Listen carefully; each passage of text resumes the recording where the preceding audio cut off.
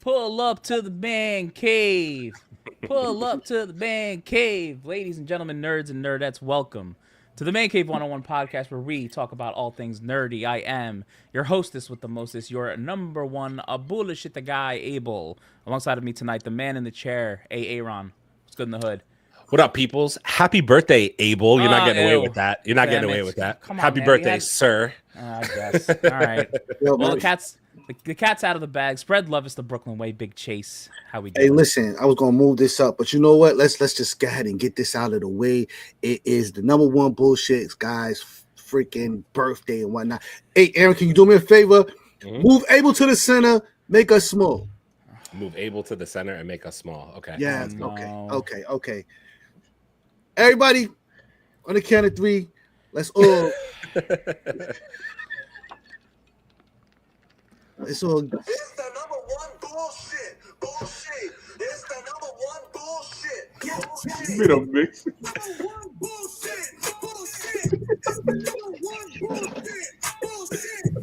No, why is that kind of fire though?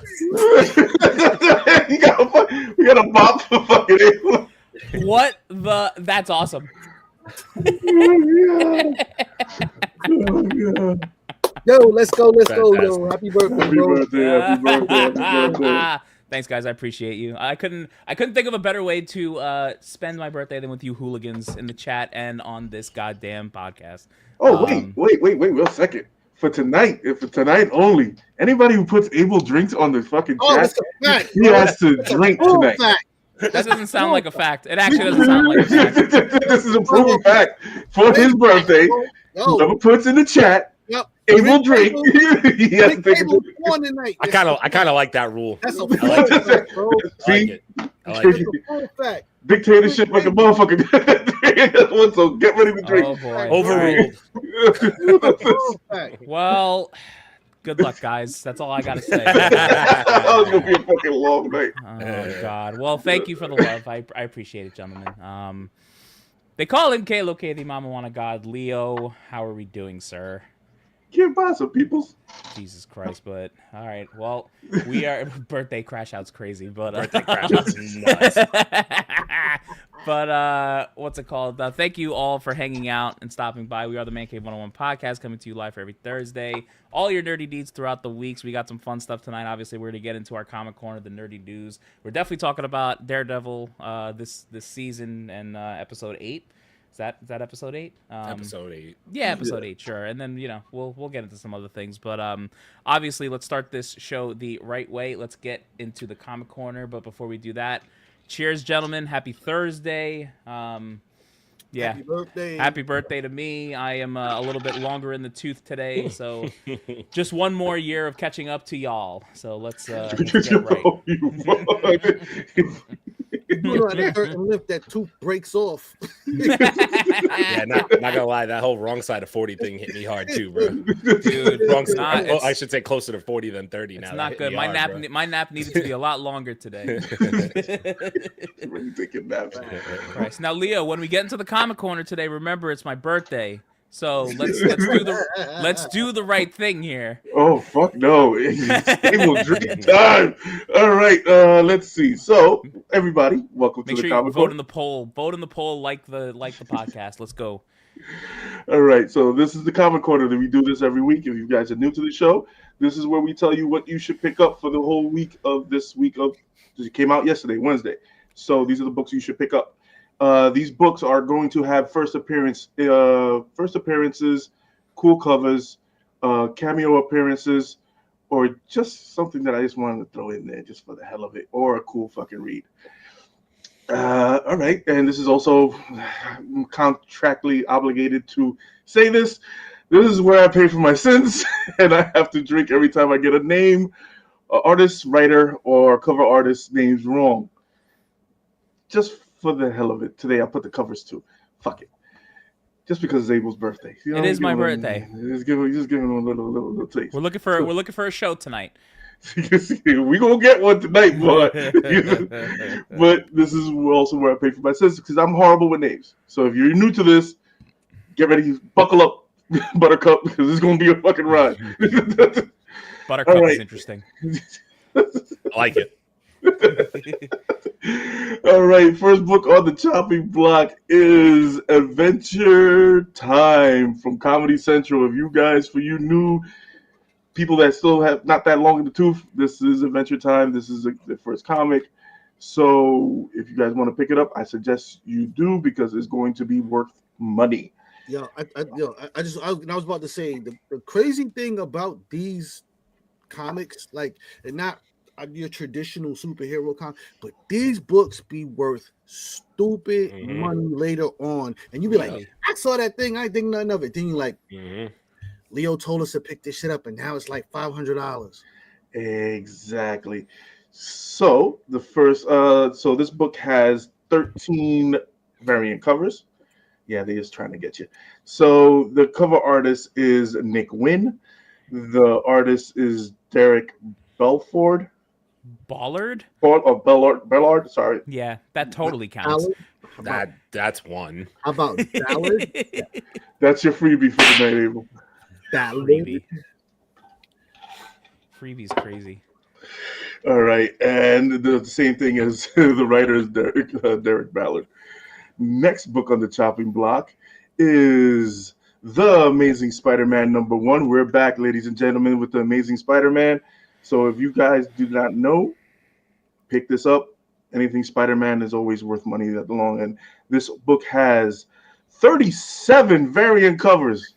Because 36 wasn't enough. Yeah, and 38 would be absolutely crazy. Yeah, absolutely. This book has two first appearances. One is the first appearance of Hellgate, and the second first appearance is Brian Nurge, a childhood friend of Peter Parker. I'm a sucker for a good double-sided cover. Yeah, that's the problem. It's fucking double-sided. And the variant covers are connecting, by the way. Fuck off. Oh, fuck off. So now I gotta buy one to put up on my wall, one to read, and one to keep. Thank you. All right, cover artist is Pepe Larraza. Oh, my fault. Larraz. If you want his spins in fucking English. Artist is John Romita Jr. The writer is Joe Kelly. Next book on the chopping block, ladies and gents. I don't like this. Absolute Batman #7. This book has 8 variant covers. This is the introduction of Mr. Freeze. This is the cameo appearance. Everybody freeze. Okay, so the artist is Marcos Martin. The writer is Scott Snyder. The cover artist is Nick Gagota. Yeah, it's close enough. Yeah, that's what I'm talking about. Next book on the chopping block is G.I. Joe, the Real what American. What the fuck kind of comic is this shit? Dylon. What are we doing? Like some fucking 1983 bullshit. Okay. So this is a 1 of 5 one-shot release throughout April. This is a drawing inspiration from the textiles of Snake Eyes, the classic G.I. Joe, the Real American Hero, #21 from 1984. So this was the first appearance of Snake Eyes. This book has 4 variant covers. And okay, so this is Dana. Dinah? Dini? Danny, How about Danny? Danny? He did that on purpose. you had one job. He did that on purpose. You did that on purpose. He did that on purpose. Same name 3 times. He got it wrong all 3 times. This drink. But it's fine. Just drink. You should have just said Dylan. Next book on the chopping block is Storm number 7. This is one of the variant covers. This book we've featured this book before, but this is the second printing of it. So guess what? It sold a lot. The artist is Luciano Vecchio. Vecchio? I said Vecchio the second time. I said Vecchio the second time. That was a first time butcher, man. We can't give you that one. We can't give you that one. God damn it! I hate this name. The writer is fuck it. Yeah, you should just drink. I believe that's Mariwa Ayodele. Yeah, that looks like that guy he looks just like him. Come on, fuck! I am. What? Yo, that was crazy. Gerald Perel? Yeah, that guy. Can we just talk about how her hair is the cloud? Like it's fucking art, dope. the art style on this cover is fucking dope. Yeah. It's really dope. Yeah, brother. And I'm sorry, I forgot to mention this also has a first appearance of Shango, the story of thunder gods who previously appeared in Thor, Thor and Hercules, a Encyclopedia mythology. This is a reintroduction of the thunder gods. It's also introducing of Silver Surfer Scott, a powerful version of Silver Surfer. So you have 3 introductions and reintroductions in this book. Oh, that's crazy. So who did this book? Next book on the chopping block is hold on, Leo. Who did this book? Because Shango is an actual African mythology god, so somebody did some research. Gerald Perel, and is associated with thunder and lightning, by the way. Oh, so it was the writer was that okay. guy. Mariwa Ayodele. Okay, that would explain it. Okay. I don't want to cut off the comic quarter, but I just want to say this: when they do decide to bring Storm into the MCU, boy oh boy, between X-Men 97, the little version we got with Mjolnir in What If, and now this stuff you're giving us in the comics, they got Storm better be fucking good. Storm better be good. Jay Cargill, where you at, bro? Jay Cargill, where you at? Jay Cargill, where are you at? Jay Cargill, we need to just go ahead and just start that. She's such a badass. God. Yeah, we just start that. We just listen. We're going to just start sending out a list. You guys just sign it. I need a petition for somebody to have her audition. Give me an audition. Give me something. I need to see the videotape of it. Yeah. Can you talk like this woman? Just wear anything tight. You're good. Next book on the chopping block is Star Wars Jedi Knights number 2. This book has 5 variant covers. This has also the first appearance of Aetha Prime. Aetha Prime. I guess she's a Jedi. She has a green saber. So let's see. The writer is Mac Guggenheim. Mark. Shit. Mark. Yeah, his name is Mark. Nah. His name is Mark, sir. Of all the parts of that name to get wrong, it was Mark. Yeah, wait, how many names I got wrong? I want to say you're on number 6. You're on 6. Come on, look. Give the people what they came for. Oh, look at 12. The cover artist is Raza. Okay, that's it. All right, the artist is. Fuck me. Lucky number 7. Fantastic. Oh, Jesus Christ. Well, first name is Madabek. Madabek? Muzabekov sounds right. Fucking, but this doesn't for the comic corner. This comes from the comic corner, ladies and gents. Like we always say, support your local comic book shops. And tonight is a lot of alcohol. And please start putting able drinks now. I need to see you got to give the people what they want. There's no way I deserve to drink after that. That's 7 wrong. What? I gave you 2 freebies. Those All right, aren't let's- freebies. Let's talk about what's going on in the comments. Babe, I love you very much, but you didn't win. Torian commented 2 days ago. I think I sent the actual picture in a group chat like 2 days ago that you lost bad. You didn't win. He literally commented when I made the room almost. You didn't win. I'm sorry. Yo, this is crazy. And you lost with collusion. That's crazy. That's facts. That's facts. I've been telling Rachel when I make the room, she still loses. I don't know how you could lose, and I tell you when I make the room. That's just impressive. I can't even. How do you get mad? Rachel, Abel drinks. Let's see. And then Jose, welcome on in. We appreciate you being here a couple Jose, weeks in a what's up, row bro? now. Appreciate you, Thanks, man. Jose. Thank you. Just like Matt.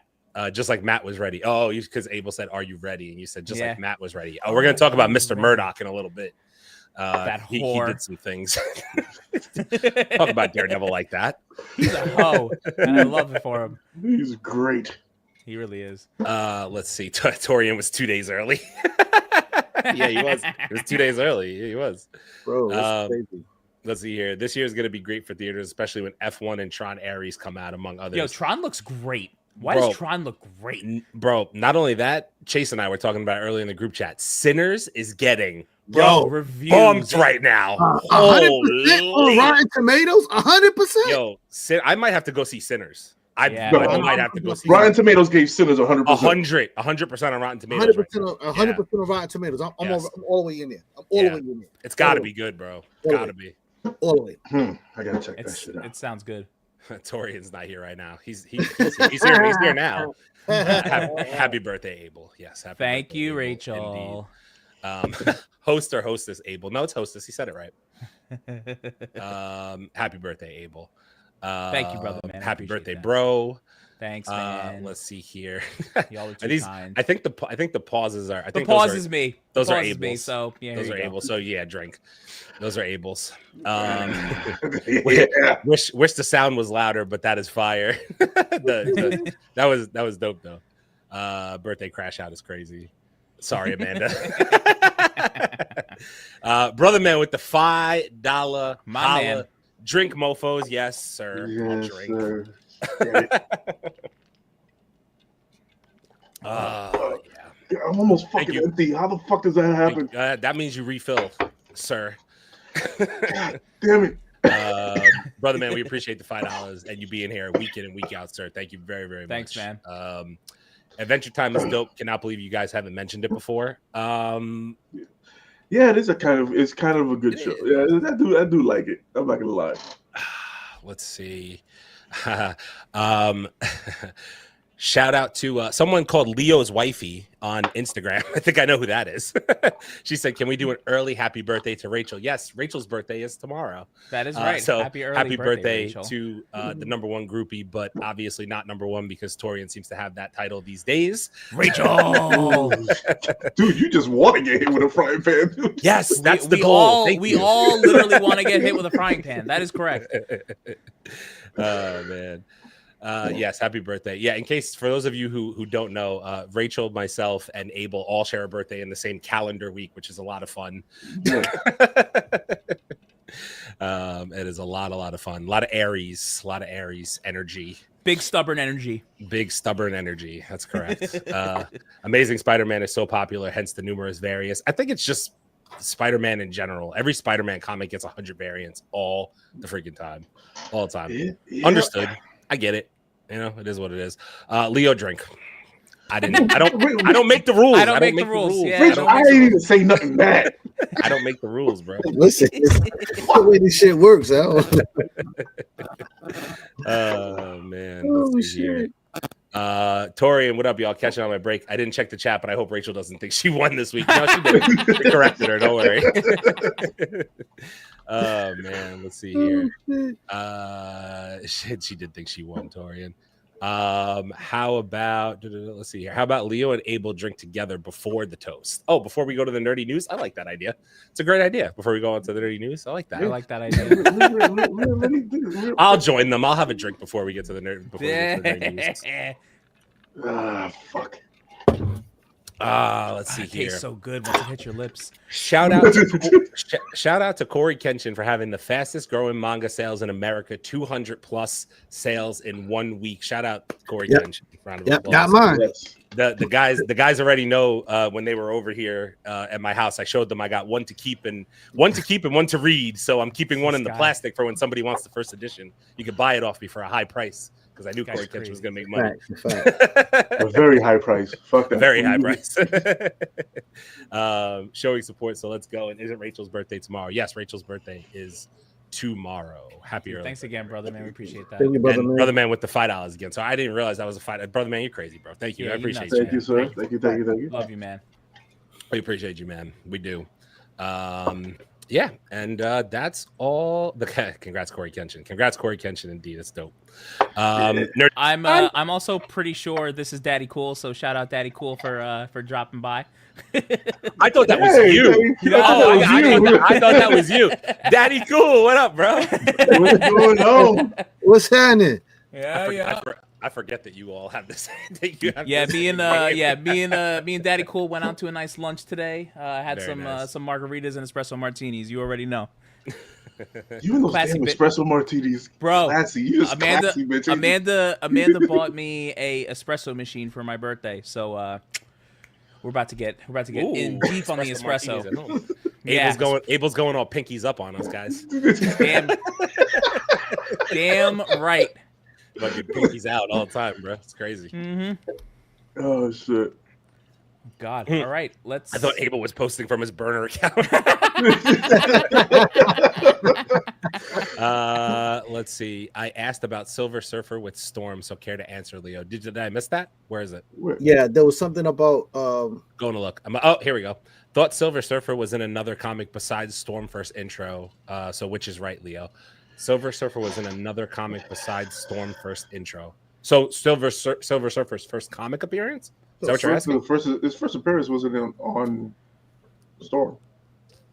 Or is it a recent comic that you're talking about, brother man? Elaborate. This comic that's out now, it's the variant from that same Storm issue if I got what you're saying is right. This issue, the Storm issues that are out now, is the reintroduction of Silver Surfer in these issues. If that's what you mean. Gotcha. All right, cool. What up, Daddy Cool? We appreciate you checking in, man.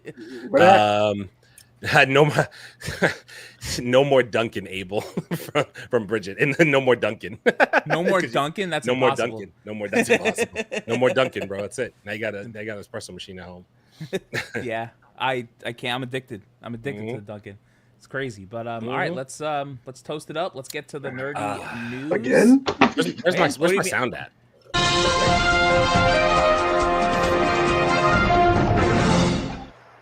Right. It's nerdy news time. Mm-hmm. Jesus Christ. What kind of nonsense are we getting into? No. Good start. I want whatever no is. What's no? Yeah, no sound. Yeah. Stupid. Okay, so a rumor: Marvel Studios is reportedly planning to introduce Magneto and the Brotherhood of Mutants in Avengers: Doomsday. Yo, bro, these next two freaking movies have more superheroes and villains than none of these people must ever going to work again. Because do you know the payroll for these next two movies is going to look like, bro? Mm-hmm. Those Avenger movies are going to take $1 billion to make, and that's just to make. That's not including the marketing or anything. That's just to make. I don't know. I think they probably stay under the maybe 600 mark. I kept on saying 600 was around. It depends on time on screen per character type of thing. Yeah, you know what I'm saying? Like it's gonna be the amount of characters that they're planning to bring in, the names that they're planning to bring in. Most of these characters are supposed to reappear in Secret Wars. So I think what they have going for them is that I think they're recording both at the same time, if I'm not mistaken, similar to what they did in Infinity War and Endgame. The only way they're gonna get away with this is do they have the Secret Wars script written? Like they're gonna have to they're gonna have to really schedule out how these actors show up at what times and they have to get everything done as quick as possible, because if they don't, they're just gonna be leaking money depending on who's doing what. And they can't tell Mark Ruffalo and fucking what's the face anything. Tom Holland. Yeah, you can't tell spoiler bros. You can't tell spoiler bros shit. Can't tell them not one fucking thing. So the only person that actually read the entire script front to back the first time around was Robert Downey Jr. So I'm assuming it's gonna be like that again, and these guys are all just gonna get their little snippets of what they need to know in order to push their part of the story forward. Is my guess. Yeah, that makes sense. I just, man, listen, when I saw, obviously the whole chairs thing pissed me off with Doomsday a lot. Like, I didn't like the announcement that much. It was exhausting. But like, the more I thought about it, I was like, oh, cool, we're getting X-Men back. But like, then I remembered it's AARP X-Men. So it's kind of I'm like, this could be rough. This could be rough. Wait, bro. This could be rough. It's crazy. This could be rough, bro. I'm sorry. This could be rough. Dude, I mean, it's not going to be as rough as you think. I mean, listen, I don't know, Patrick bro. Stewart is just going to be in a hovering wheelchair, so like we already got that figured out. Mm-hmm. I don't know what type of shape what's his name, Alan Cummings is in, and how he's going to be moving around. That's why he's supposed to be Nightcrawler. Nightcrawler is supposed to be a fast character. But he was saying, man, he's going to be popping all over the place on set. He already said he did. This was actually cool. He said he did like all the makeup try-ons and things like that already.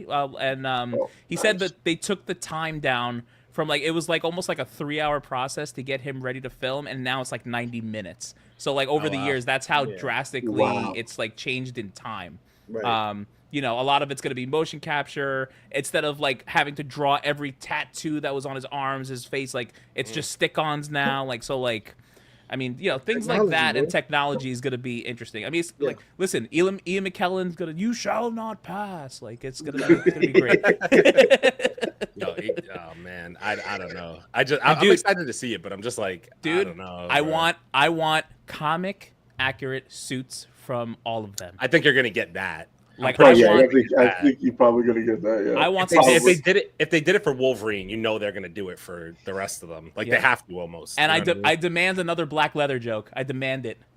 Someone make it. That's probably gonna happen.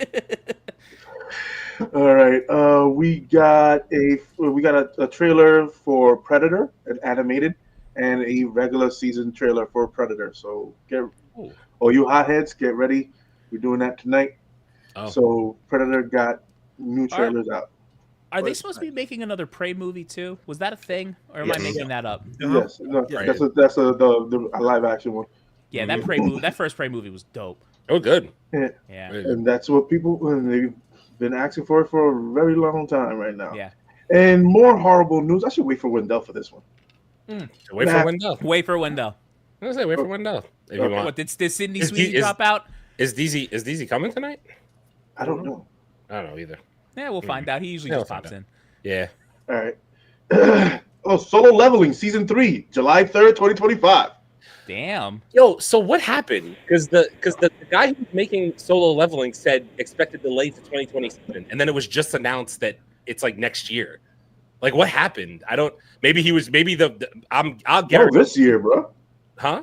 They saying July 3rd. That's got to be wrong, bro. It's got to be next year. It can't be this year. It's supposedly the Crunchyroll website. Nah, there's no way. Solo. There's no way because he came out and said like last week after the season 2 finale, he was like, "Oh, I'm gonna be on delay because I'm working on another project." So like, it's gonna be more like 2027. While there's no official confirmation yet, can anticipate potential Solo Leveling Season 3 release in early 2026. Following a pattern of the first 2 seasons, or potentially later 2026, or even early 2027, depending on timelines. I was gonna say I don't see it. Yeah. So I guess it was all a fake and fucking count because it had the Crunchyroll label and the fucking blue check on it. Yeah. Well, like, listen, Leo, you push out fake news, you have to drink. Yeah. Yo, hotheads, where the fuck are the able drinks on this goddamn chat? I haven't seen not one yet. We're getting a quick drink update. Let's see here. They should show or bring Dr. Doom in the Thunderbolts movie coming out. Would be helpful or nice, just a thought or a hope. We're definitely going to talk about this because we got some opinions on Yeah, I think we're going to get more into this in a little bit because there's been a lot of rumors swirling about the 2 movies, so I'm sure we'll get into it in a little while. But yeah, we'll get into it, man. I'll come back to this comment at some point. Cannot have Doomsday and no previous films just highlight him just wrong, but oh well. He has to pop up. He has to pop up. He has to. How can he not? About to head back to the plantation. We'll catch the playback afterwards. Have a good show. Torian, appreciate you, bro. Thank you, bro. Catch you. In the water. Let's see, any update on the G.I. Joe movie? Isn't it supposed to be a G.I. Joe Transformers joint? G.I. Joe Transformer movies, and they were supposed to show something at CinemaCon. They didn't. They're holding it, and I think they're gonna do a special release for it. Yeah, I got a feeling that thing's gonna get bumped right now. Like, listen, with Thunderbolts, Fantastic Four, and Superman coming out this year, I don't know if I want to go up against that if I'm trying to really make $1 billion bang out with G.I. Joe and Transformers. Because they placed the fucking Transformers Beast Wars in a wrong fucking time. It's right smack dab in the middle, and it was a good fucking movie. It was a great fucking movie. But timing to drop that shit was absolutely crazy. Yeah. And you know they normally drop those types of movies in the summer. They I just hope they keep the Transformers like they have been with like the Bumblebee movie and like was it Transformers 1 or what was that, or Beast, what was it? It was something that just came out recently, Transformers. Just don't ever go back to the Michael Bay style of Transformers. That's all I'm asking. Oh, okay. Don't do it. Yeah, just listen. Keep Optimus fucking on straight from Brooklyn. Like, don't keep them on that type of time. Like, all right. Stan Lee and Akira Toriyama once met and both agreed that Goku can beat the living brakes off of Superman. And that's on facts. I don't know how many times we have to have this discussion. Power scaling is very different anime to comic book characters, in my opinion. Like in my opinion, Krillin could beat the shit out of most superheroes. Krillin, little bald dude from Dragon Ball, could beat the shit out of most superheroes. Not joking when I say that. Dude, imagine watching Krillin just go ham on every superhero you've ever seen. He would beat in my opinion, Krillin would beat the fuck out of most of Marvel and DC superheroes. The power scaling is not the same. Like a Super Saiyan is way above any power level we see in comic books. It just is. That's the way they scale it. Nope. I'm not the guy who wrote it. That's how it is. I can't even keep up with scaling in Dragon Ball Z anymore. Super Saiyan, Super Saiyan 2, Super Saiyan Black, Super Saiyan Blue, Super Saiyan them making Pink, Super Rose. Them making Super Saiyan 4 canon was pretty wild to see. That's what he is. He's Super Saiyan fucking Rose or some shit. It's literally like that. called Rose. Yeah, some shit like that. I don't know. And now it's fucking. Then it's the monkey, the Super Saiyan 4, the fucking like whatever. Yeah, like I said, them making that canon was awesome to see. That was, dude. That was such a point of contention for fans like all throughout the years about Dragon Ball GT and how terrible it was.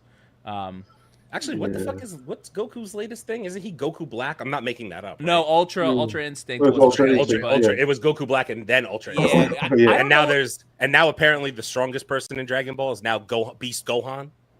I didn't even see the Gohan Piccolo reportedly, movie. Supposedly the strongest character in Dragon Ball Z Dragon Ball. Sorry if I say it wrong, because somebody in the comments is gonna come for my neck. But I think it's Beast Gohan. So it's like older version of Gohan who's now like advanced past his dad, and he's Beast Gohan, and he beat the shit out of like Super Duper Cell in the latest thing. Super Duper Cell. I don't know, bro. I didn't watch that because I'm like, it's too much. I don't know what's going on anymore, bro. I have no idea. Super Duper Cell. That's incredible. I think, isn't Dragon Ball Super coming back soon though? Dragon Ball Super's coming back. Yes. Yeah. Mm-hmm. Devil May Cry, only on Netflix. Season 2 is coming soon, supposedly. I liked it. I liked it, man. Did you watch it? You watched it? I finished it. You haven't watched it yet? Yo. If you have not seen Devil May Cry, you're on Netflix. I'm gonna let Chase say it because I don't know what you're doing with your life.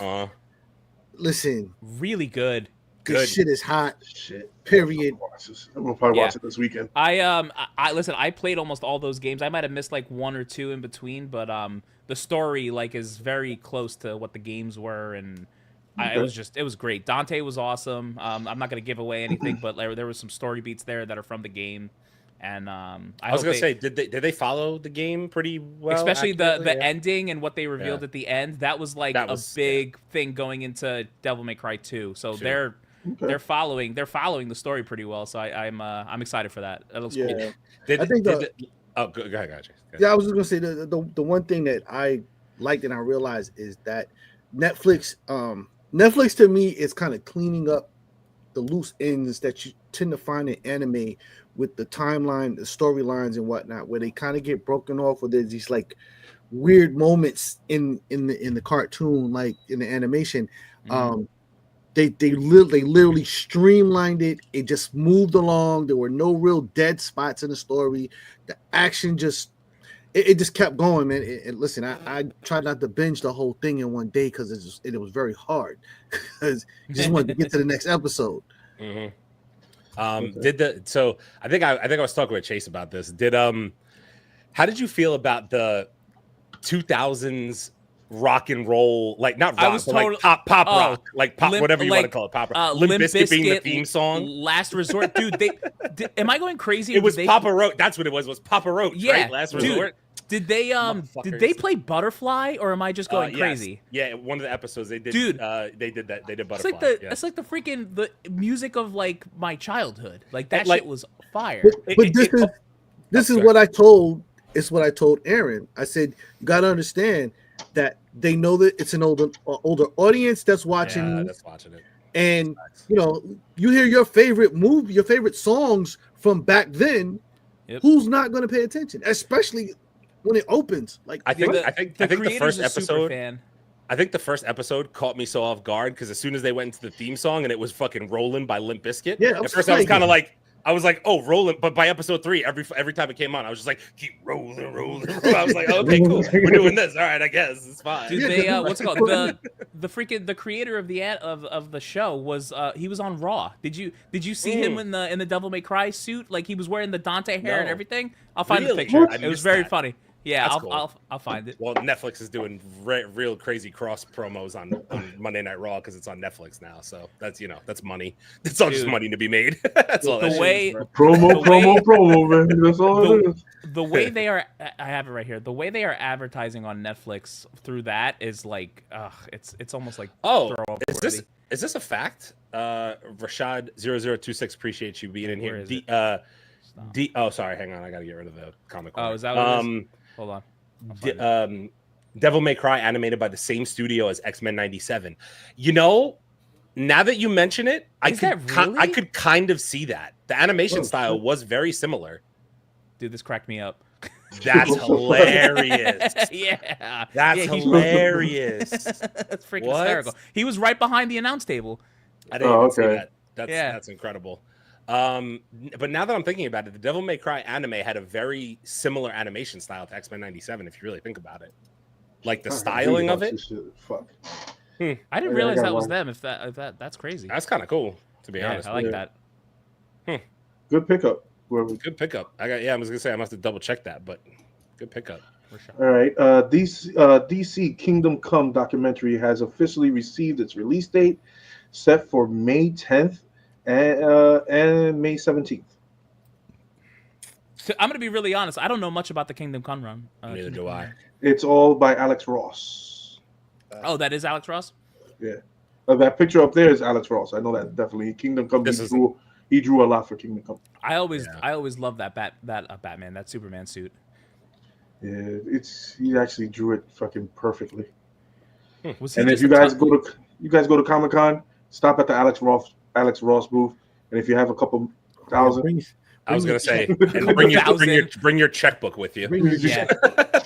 Maybe your firstborn, but the art is fucking fantastic. Yeah, your mortgage paperwork, your birth certificate, deposit one small child here. Literally. Appreciate you on the check-in, bro. What's up, man? What's going on, man? Okay, Grace Randolph said that Batman sequel is being delayed so much because Matt is going through something similar that Chadwick Boseman's health. That's kind of scary, man. Yeah, there was a couple of people that reported about his health. That's I mean, listen, that kind of adds up. If we haven't, there's a reason we haven't gotten a script, you know. So Matt Reeves is having health issues. That's what they're saying. Yeah, that's why it's been delayed. That sucks. Yeah. That's terrible. If that's the case. I don't know if it's been announced yet, but I think they just announced Robert Pattinson might be doing the new Doom movie. He might be playing the new villain. He might be the Doom movie. villain. Yeah. So I think I mean if if New- obviously new if he's gonna Doom take movie. the new Dune. Dune movie, yeah, Dune. Doom. Oh, Doom. Okay. Dune. You said Yeah. Doom. I was like, what the fuck? No, Dune. Yeah, so apparently if he takes that role, obviously that means he's just gonna have that time to do that movie, which means we're not getting this.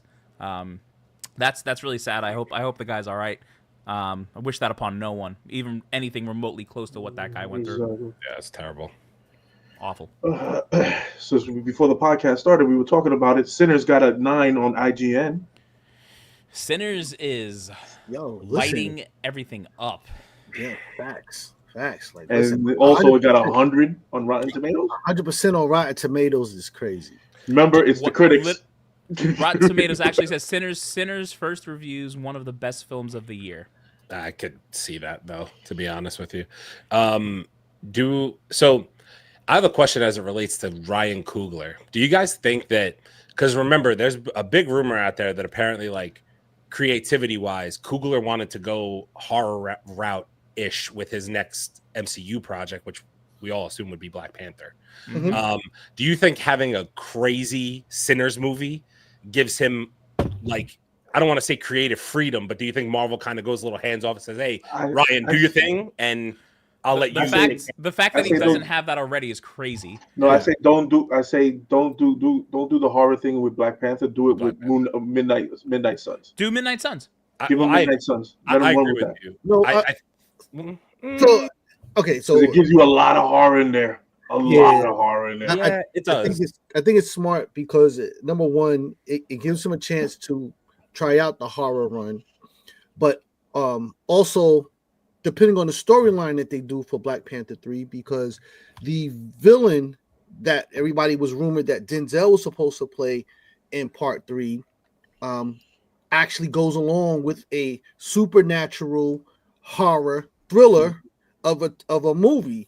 So if he can make this work, then it's easy for him to now transfer that into the Black Panther part 3. So I think it's possible and whatnot.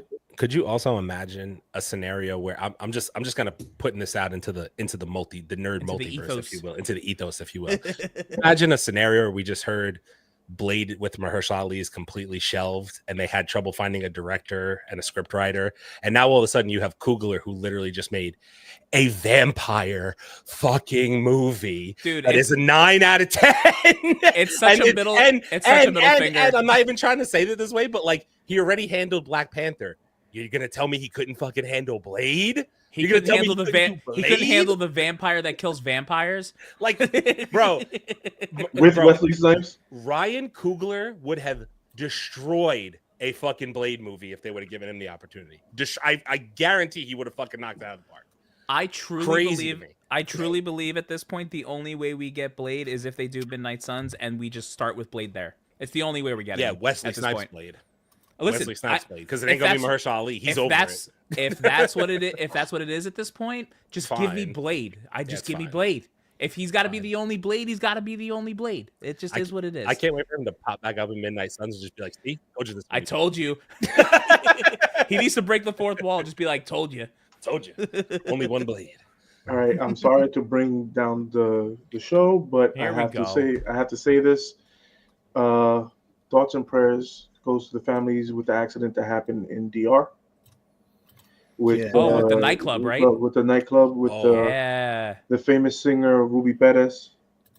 If you guys don't know about him, you can Spotify him and you'll find every one of his songs. He was a great voice for the Dominican Republic. He spoke very highly of DR. He is Dominican. I just want to say thoughts and prayers for his family, his daughters, and everybody who passed away. It's over 200 people. So, and there was a lot of ball, shit. and there was a lot of ball players in there, a lot of baseball players that were played in the majors. So I just want to say my thoughts and prayers to them and to the family, and I hope you guys get a solution and something resolved out of this. That's crazy, man. Yeah. So what's crazy to me was they said that while the party was going on, there literally was like dust falling from the ceiling. Yeah. So much so that they literally were just coming out sweeping piles of dust, but nobody's decided to say, hey, you know what? We might have a problem. Let's kill this party. So the dust from the ceiling is literally just falling down on the dance floor, and they're just sweeping it and keeping the party going. It's nuts. Yeah, this place is one of the cornerstones of Dominican Republic. It's being there's a lot of things I could say, but I want to give peace to the family first and let them deal with the burials of everything, because Ruby just got buried today, and it's a lot. The whole country is in 3 days. It's actually 4 days of mourning, and then tomorrow they're doing. What was the name of the nightclub? What the hell's the name of that damn club? What the hell's? Trying to find out victims. It's some weird damn Jet name. something? Jet. Oh yeah, Jet something. Jet. I forgot the name. It's Jet something. I'll find it. I'll find the exact name. Damn, 184 people. Fuck. No, that's up to 200 already. It's up to 200. Yeah, it must be. Yeah, because I'm like, if that place was full, that number's going to get crazy. So Yeah, you got to realize that's one of the cornerstones of DR. So that place hold over fucking 1,000 people, and there was 900 already officially counted there. Jet Set. Jet Set. Yeah, there you go. Okay. Terrible. Yeah, so I just wanted to let just thoughts and prayers for the families, and hopefully you get some solutions happening. All right, back to the news. Let's see. Justin Bronson and Benson, and Aaron Moorhead. Drink. Moorhead. That's his name, Moorhead. Moorhead, huh? Moorhead reveals that the final of Daredevil Born Again will be violent and packed with shocking practical effects. Put the fries in the bag, bro. yeah, Put the fucking fries in the fucking bag. in fact, go to Five Guys and have them add the Cajun seasoning when you're in the bag, and give me an extra hand, cause God damn, bro. Like, I'm just like, it's so. We're gonna talk about Daredevil later, but like, I don't hate the show, but I'm frustrated by the show, and I'll elaborate on that more when we actually get to it and what my gripe is. All right, there's a rumor Marvel Studios reportedly planning to introduce Magneto. Oh, I already said that. What the fuck? Abel drinks in the damn chat. What the hell? You guys are sleeping over there? What the fuck? Are you guys blocking all the damn chat? Is somebody working their magic in the back end? I'm not doing a thing. It's not me, man. My hands are actually off the. They're off the fucking. I need Abel drinks in the chat. All right, Fantastic Four is currently having reshoots. Let me tell you something, man. Do I need to be scared about this movie? I'm terrified at this point. Terrified. I'm nervous. Terrified. I'm nervous because this is Feige. This is your shit. This is it. This is it. You can't fuck this up, bro. It's a fact. Bro, brother man, put Leo drink. That backfired on you so badly. Brother man, what the fuck, bro? That's hilarious. Shit. I'm very, very nervous about Fantastic Four at this point. Very nervous. And the reason why is because I just have this weird feeling. I don't know where it came from. I just have this weird feeling that for some reason it's gonna fucking flop. Like, I don't know why. And I've been like on the end of like, okay, it's gonna be good. Kevin Feige said it's good, that he knows Marvel's first family. It's got to be good. Can't fuck it up again. And then like we're hearing about reshoots. And we heard reshoots are gonna happen. Marvel always goes through reshoot. It doesn't even matter. Every movie goes through reshoots. Reshoot's gonna happen. Of course they do, but it's just like it's this close though, bro. Like if you really think about it, like April to July is not that far off.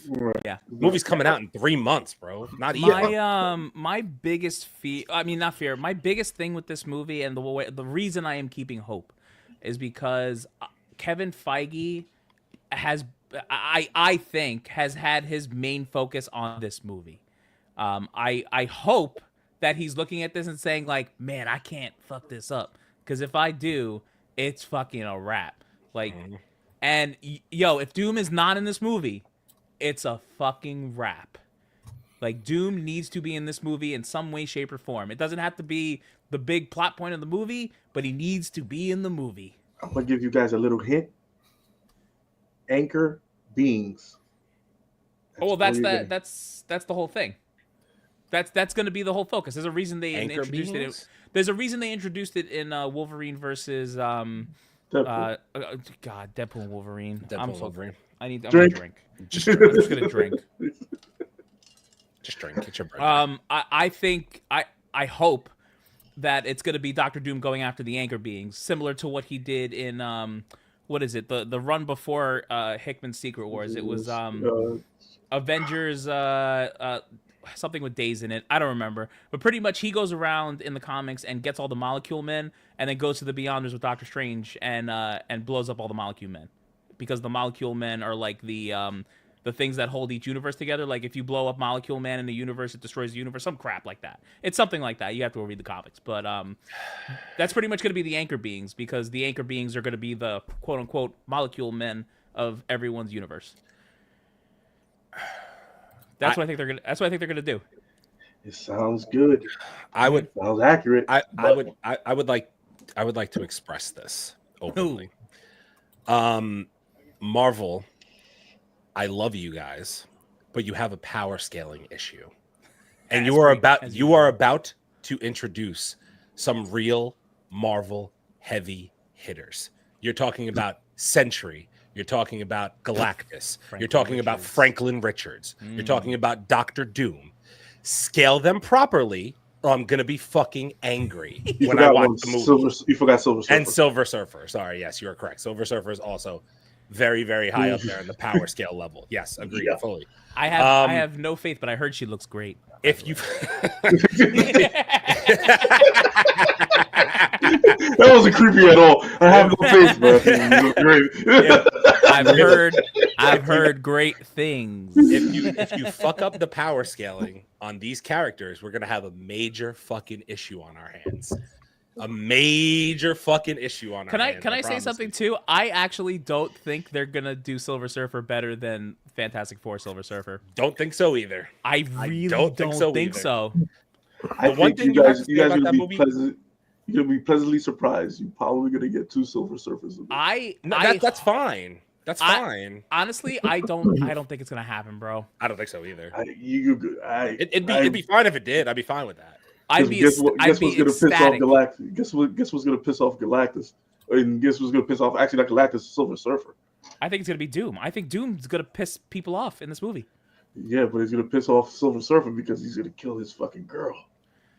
Oh right. What is her? What's her name? Shalabal. Right. This is all speculation. I just yo, Leo, bro, Franklin Richards, Omega level threat. Yeah. We're talking about Omega level. Omega level threat. We are talking about the character that went and made himself a fort and developed a universe under a blanket. Yo, under a blanket. This is a universe making character. Like Marvel. Come on, man. Like you can't phone this one in, bro. You can't phone it in. You can't phone it in. You can't fix it. You can't retcon it either, bro. Listen, Marvel's about to cook. We're about to take out Sentry with the power of friendship. No. So we're gonna No. That's right. You're gonna hit him with the Care Bear stare. But the thing is, you gotta realize the sun's getting real low, big guy. It's her sister. That's what I was about to say. It's her sister. They're used to dealing with. I'm not gonna say it. Now you should say it. They're used to dealing with strong people. Strong people. Jesus Christ. This is Sentry we're talking about. Sentry. The Void. Motherfuckers making people disappear. Poof. Bye. Another realm. See you later. That guy. All of a sudden, we're just going to have what? Bucky and Red Guardian walking up, telling him jokes like, oh, it's okay. Don't do it anymore. Oh, okay. I don't feel like doing it anymore. Great. Listen, okay, cool. With the whole Doom thing, my biggest worry with the Doom thing, I think during your the Black Man crash out the other week, I think you guys were mentioning this. Doom not being around as long as Thanos was is like a big concern. Like, because the foreshadowing of Thanos, the lead up to Thanos, like that shit was fucking huge. It's the hard pivot off Kang. I The know. hard pivot off Kang caused all this. Yes, Because they weren't expecting to have to use Doctor Doom yet. They Right. were expecting to have to do a whole Kang thing, Kang Dynasty. Don't forget, Kang Dynasty was a thing before the whole Majors thing happened. The crazy Yeah. thing is, I It's a absolutely, hard pivot. It's a hard pivot, bro. Like, I do absolutely believe that Doom was always the villain of Secret Wars, because you literally can't do you can't do Secret Wars without Doom. You just can't. I just, like you said, they weren't planning on using Doom until probably Kang Dynasty. Kang He was Dynasty probably was gonna always- come. Yeah, he was gonna come probably in the half of that movie, take out Yup. Kang, and then go to the Beyonders and probably get the power, and that's how it becomes God Emperor Doom. That was probably what was gonna happen. You But now would- you have to introduce Doom in a different way. I But think wait, the oh, could it be the reshoots that's happening? what Kang? No. Nah, I mean, listen, that ship has sailed, brother. I I wish think it so, wasn't, too. but that ship Yeah. sailed. Yeah. I'm telling you. And not for that. And speaking of which, shout out to Jonathan Majors, just landed a new role in a movie called True Threat. So I don't think he's gonna come back. I mean, I would listen. If ever there was something that they could do that would blow people away, that would be it. Like, don't even publish it. Just film it completely in secrecy, and then just have them pull in, and we're gonna kill them off anyway. You want to know the truth? I really think this is, again, pure speculation. I have nothing to back this up, but I fully think that having to pivot off Kang advanced Marvel's plans by 5 years. That's my personal opinion. Definitely. I Oh, think yeah, it advanced definitely. Yeah, everything you're right about forward that. 5 years. I think that Yeah. they wanted to build up Kang Dynasty. Kang and Doom interacted in the comics and the TV and the cartoon, the animated yeah. series so many times. They were Yeah. going to build up to a Doom and Kang clash. One of the and then it was biggest going to pivot comics- to Doom. That was one going to of be the thing. I'm Telling pretty sure you. one of Kang's biggest stories involved Doctor Doom, if I'm not Yes. mistaken. Yes. Right. Yeah, And the it did. Avengers. 100%, bro. I'm telling you that was. But Marvel said, "Oh shit, Jonathan Majors thing happened. What the fuck are we gonna do to pivot? RDJ, let's get RDJ back and do." It was we got to move everything up. The ass Fast. whooping, fast, that and was hurry. supposed to happen with Jonathan Majors in the fucking Oh. Avengers from I'm the sure. cartoon. Oh, I would that have would've been loved. I fucking would have great. loved to see Jonathan Majors Kang have to become the Avengers level threat he was supposed to become as Kang Dynasty. Yeah. That shit with all the different Kang variants and jumping through timelines and fucking shit up. That story was about to be fucking crazy if Marvel really got to do it. I'm telling you. Yep. And Jonathan Majors would have crushed every single fucking role and every single version of Kang they made him go into. He telling already was, man. That I hated how he Bro, got ran the- over the- by the ants ol- and Ant-Man. That shit The pissed me off. only man. reason why I bring that up is because I literally had a debate with somebody on Instagram the other day because they were like, "Oh, it doesn't matter. They should be able to pivot off of Jonathan Majors. You only saw him one time," and I was like, You saw him What? 4 different times, bro. That's what I literally had to elaborate to him. Like, you didn't just see him in Ant-Man and the Wasp. You saw him in Loki. You That's saw like him in 3 4 characters. different roles Like, in literally. Loki. 4 different roles in Loki. He played all of them. You saw it briefly. He played every single one of them, dude. Like, Yeah. don't sit here and tell me the man didn't have the chops to pull off all the roles. He was So gonna be you fine. so let me find out. Are you turning into me in the fucking internet now? Well, I was just like, no, I seriously, I was just the like, villain has entered the chat. bro, The no, I was villain just has like, listen, if it's wrong, it's wrong. Like, it's wrong. Like, you saw Jonathan Majors as 4 different versions of Kang the Conqueror. Like, it is Yeah. what it is. Yep. Like, Yeah, people have short-term memory, bro, with this shit. I'm telling you. All right, Todd McFarlane reveals a perfect casting choice for Batman in James Gunn DCU. He thinks that Spock, Somber, should be the Batman in DC. Who? Spock. I am not talking about Spock. Sorry, I'm talking about Spock. Wait, Spell his Yeah. name. Spock.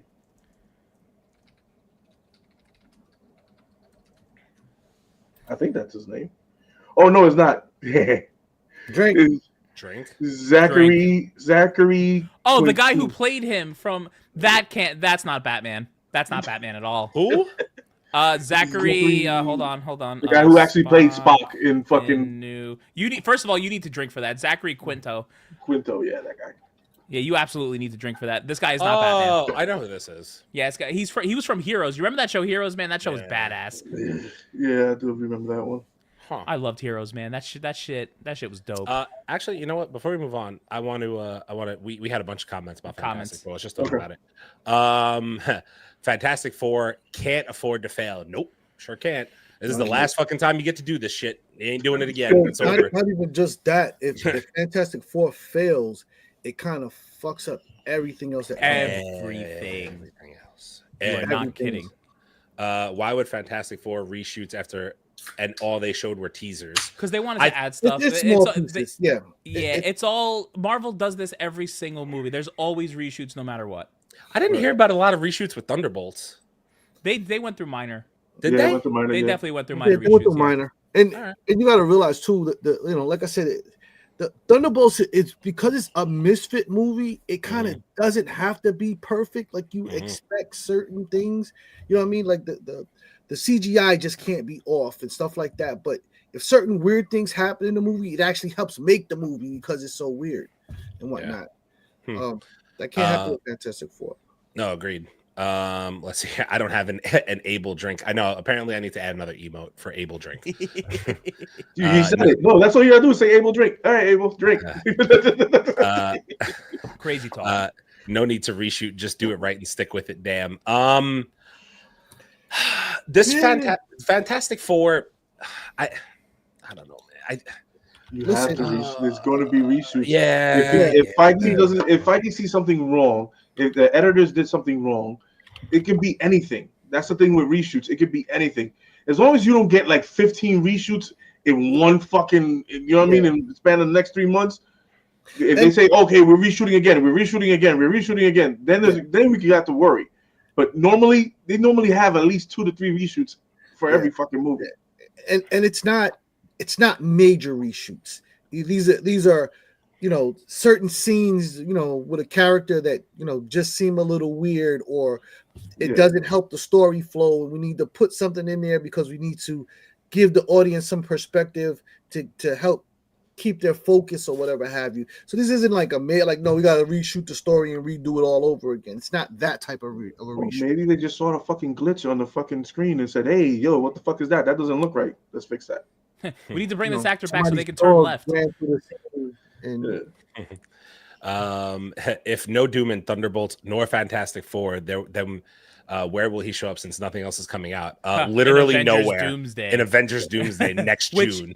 That's why it's literally impossible to not get something Doom. And if they do it, they're going to F this up. They're not going to put him in the Disney Plus anything. They're not going to do it. I don't think Disney Plus can afford Robert Downey Jr. in anything. Still Disney, man. Still Disney. Still has to show up. Thunderbolts. Marvel power scaling has been trash. Whatever do you mean? 2 of Marvel's strongest characters, one is flipping fucking pancakes and riding his fucking hammer around, and the other one has chancletas on, is pouring drinks in Mexico. Whatever do you fucking mean? Their power scaling. Mama wanna Hulk alone. I will not leave Mama wanna Hulk alone ever. Listen, God damn it, that is the Incredible fucking Hulk. You can never tell me She-Hulk was good. You can never tell me. Captain America fucks. That's how I can tell you it was good. That was a dope first episode. She was good as She-Hulk. Everything else about that show except Daredevil sucked. Tell me if I'm wrong. Did we all like the first episode of She-Hulk? Yes, it was episode? Yes, the first episode. The first episode. All the way up until Titania came through the court randomly and just came through the wall for no reason. Like, buy my perfume. Yeah, I liked it all the way up until that, and then I started hating the whole freaking thing. No, listen, it was literally the first episode, and it was literally the Daredevil episode. That's it. I think what really killed me about She-Hulk, among many other things, was Megan Thee Stallion twerking with her. Nah, that was fine because at least that was entertaining. I enjoyed that. You know what I mean? But I think the thing that bothered me was that all the court scenes were written by the same people who made all the Kids Bop albums. It was just awful. Whoever wrote the court scenes is awful at what they do. It was not realistic at all. Instead, it was just Titania punching through a wall like the fucking Kool-Aid man. Oh yeah, I'm here to fight. Yeah. Like, shut up. Fucking A, man. It's so annoying. Oh no. Leave my green baby alone. No, it was crazy annoying and random, bad. Crazy random. God damn it. Is Doctor Strange 3 still coming out before Doomsday? Fuck no. After. It's coming out It's after. after now, yeah. No, next year, brother man, I don't know if you were here for that part last week, but they already said Marvel basically confirmed already that next year is Doomsday in June. Spider-Man 4 is in Doomsday is next May 2026. Yep, July. And Spider-Man 4 is July 2026. And those are the only two movies on the docket. And then Secret Wars the next year. Because Blade was, canceled for the umpteenth time. It was supposed to be Blade next September, but of course. There's only ever going to be one Blade. Literally. Are they going to bring back Arishem and the Eternals or the other Celestials? No. Yeah, in an animated series. It sucks. It's actually a shame because I think that movie is so underrated. I really do. I don't movie hate for me. It aged good. I just saw it the other day on fucking what was it on FX, and I was like, "Yo, I'm gonna watch this on fucking." Dude, I'm gonna watch this on you Disney say Plus. I don't want, hate it. Best speedster on the screen. Best speedster on the I've screen. watched Eternals 2 or 3 times at this point, and I don't hate that movie. Yeah. The problem with Eternals is it's the least. How do I put this? It's not a casual Marvel moviegoers movie. Mhm. Because unless you understand who they are, you don't understand what the fuck is going on. You're just like, I got introduced to 13 new fucking people, and I have no idea who any of them are. But if you're us who follow this shit, you're gonna be like, oh, Arishem, oh, Cersei, but a casual person watching that movie goes in and goes, I don't know what the fuck I just watched. I have no idea. And to that point, the biggest problem is that with the exception of the Celestial, there really wasn't a big bad in the movie. So a lot of times we identify the characters based on who they fight. Well, and what's his name? Superman clone. He was the bad guy considered, right? He was the bad guy, and also Icarus, and also the things that were coming out of the which channel was right. But none of those are really like standards in terms of being a villain. They're not what we call big bad. They just had a villain in the storyline. Like, we identify who the superhero is by how bad the villain is, and if the superhero can step up and whatnot. And none of the villains were that bad. Yeah, but we had the Celestials. The Celestials were the big bad in that movie. Yeah, the Celestials was the big bad. And where did we get him? They killed my future wife, Salma Hayek. Okay. So we're not okay. Yeah, like how dare you kill Salma Hayek? Don't you dare touch Salma Hayek. That's crazy, bro. That's crazy work, to be honest. She's too long in the tooth for you, bro. No, she's not. There are exceptions to these rules. Nope. Listen, I like a nice weathered chick. Weathered is the worst word ever to use, bro. If you ever say weathered and Salma Hayek in the same sentence again, I'm gonna punch you. She's not. She's not. She's definitely not. There's no way. Salma, I love you. Don't listen. You know what I meant, and I would never disrespect that woman. If we get cursed out by Salma Hayek in this podcast, I don't know you. We're not going to. If she sees this, I don't want to meet him. She wants to meet the rest of us. You're not going. You know what? How about this? Salma Hayek has a sense of humor, and she understands what I just said, and she knows I love her. Okay. And if she has a problem with it, she's more than welcome to DM me, and we can have a conversation. Fair. I would love to have a conversation with Salma about what I just said. Shout out to Charles from Speak On It Comics, who popped in the IG and said just the following: She-Hulk was fire. Stop it. Charles, that's one. Thank you, Charles. That's not me. Turn your TV off. Turn your TV off. Charles, we haven't seen you in a while, bro. You got to pop in sometime when you're free, man. You do. Still can do Kang or bring Doom and Kang together along with Loki if they want. It's never happening. Jonathan Majors is not coming back. I'm telling you, it's not happening. I'm not even saying that I'm just telling you they're not going to do it. Disney's not going to do it.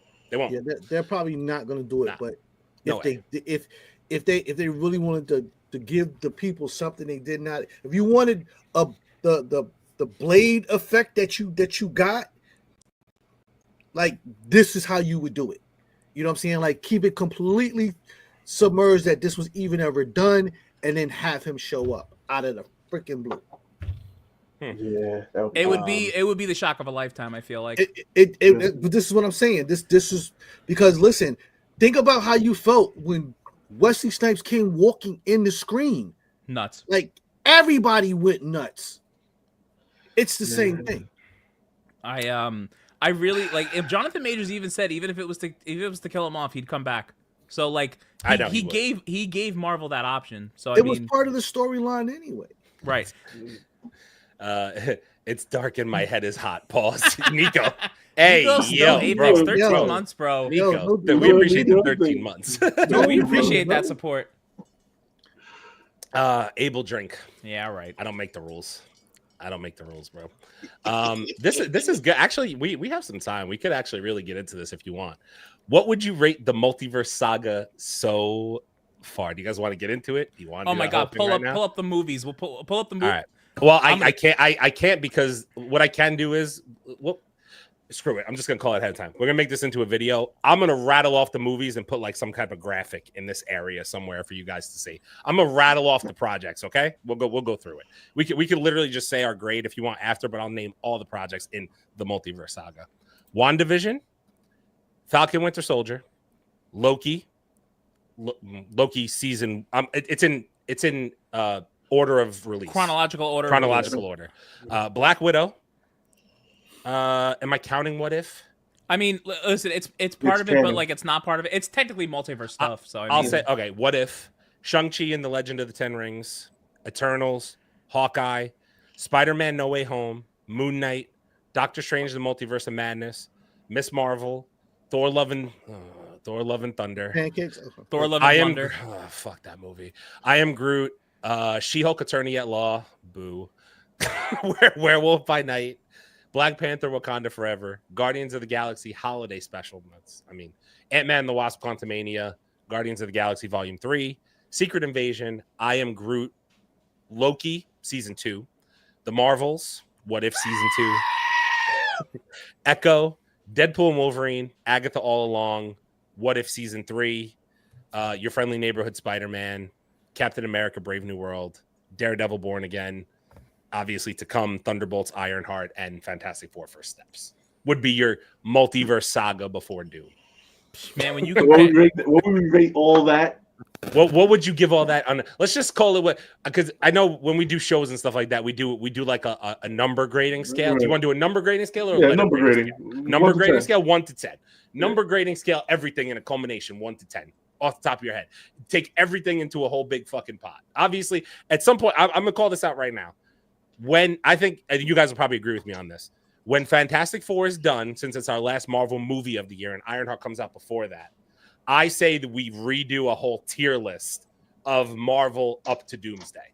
Yeah, everything to Doomsday, and just like rank it all one by one. But as a grade, what would you guys 1 to 10? What would you rate the multiverse saga? All those fucking projects. As a whole saga right now, if I think of this versus the Infinity Saga, it's like a 7 out of 10. As a whole, when I think about averaging the really bad shows and the good things that have happened, 7 out of 10. Because there's some good in here. There is. I think Shang-Chi was amazing. I loved Spider-Man No Way Home. Miss Marvel is a joke. The Marvels is a joke. The Marvels. Doctor Strange in the Multiverse of Madness will continue to age like fine wine. I really believe that. Solid. But then I have projects like Thor: Love and Thunder, and Secret Invasion, and She-Hulk, and Ant-Man and the Wasp, and Jesus Christ. To Abel's point, I think that's the thing with the multiverse saga is the lows were so low, but the highs. There were highs. Like people forget the highs. There were highs.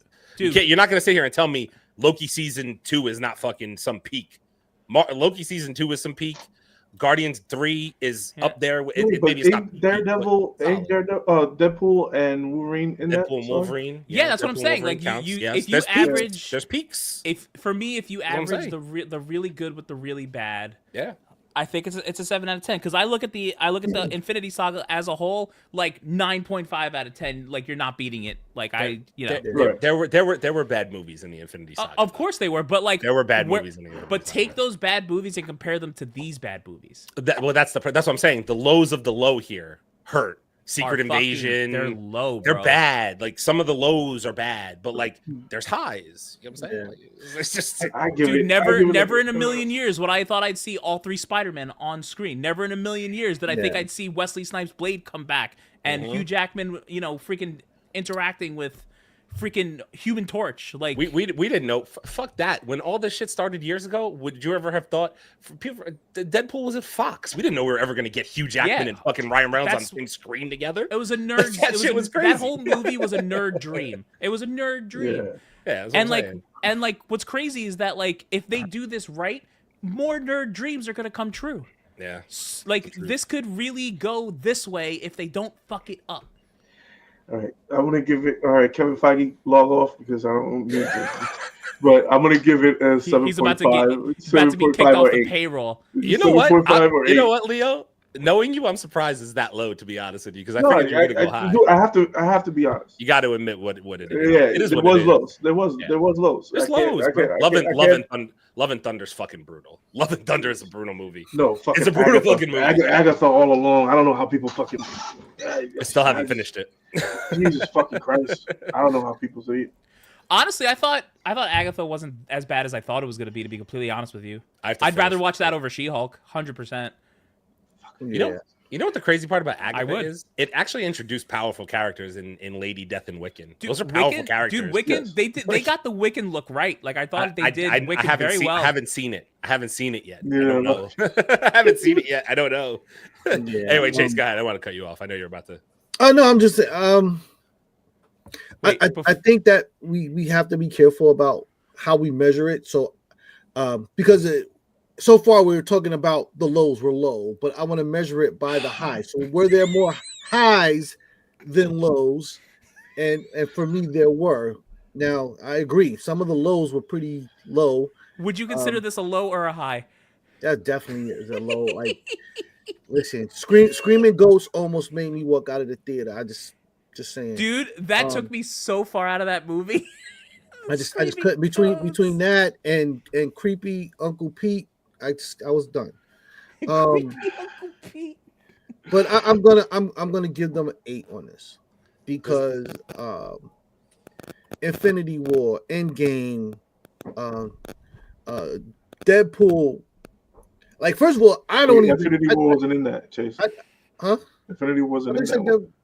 No. Infinity War. This is after Infinity War and Endgame. Post Infinity War Endgame. Okay. Yeah. So maybe the first thing 7.5 then.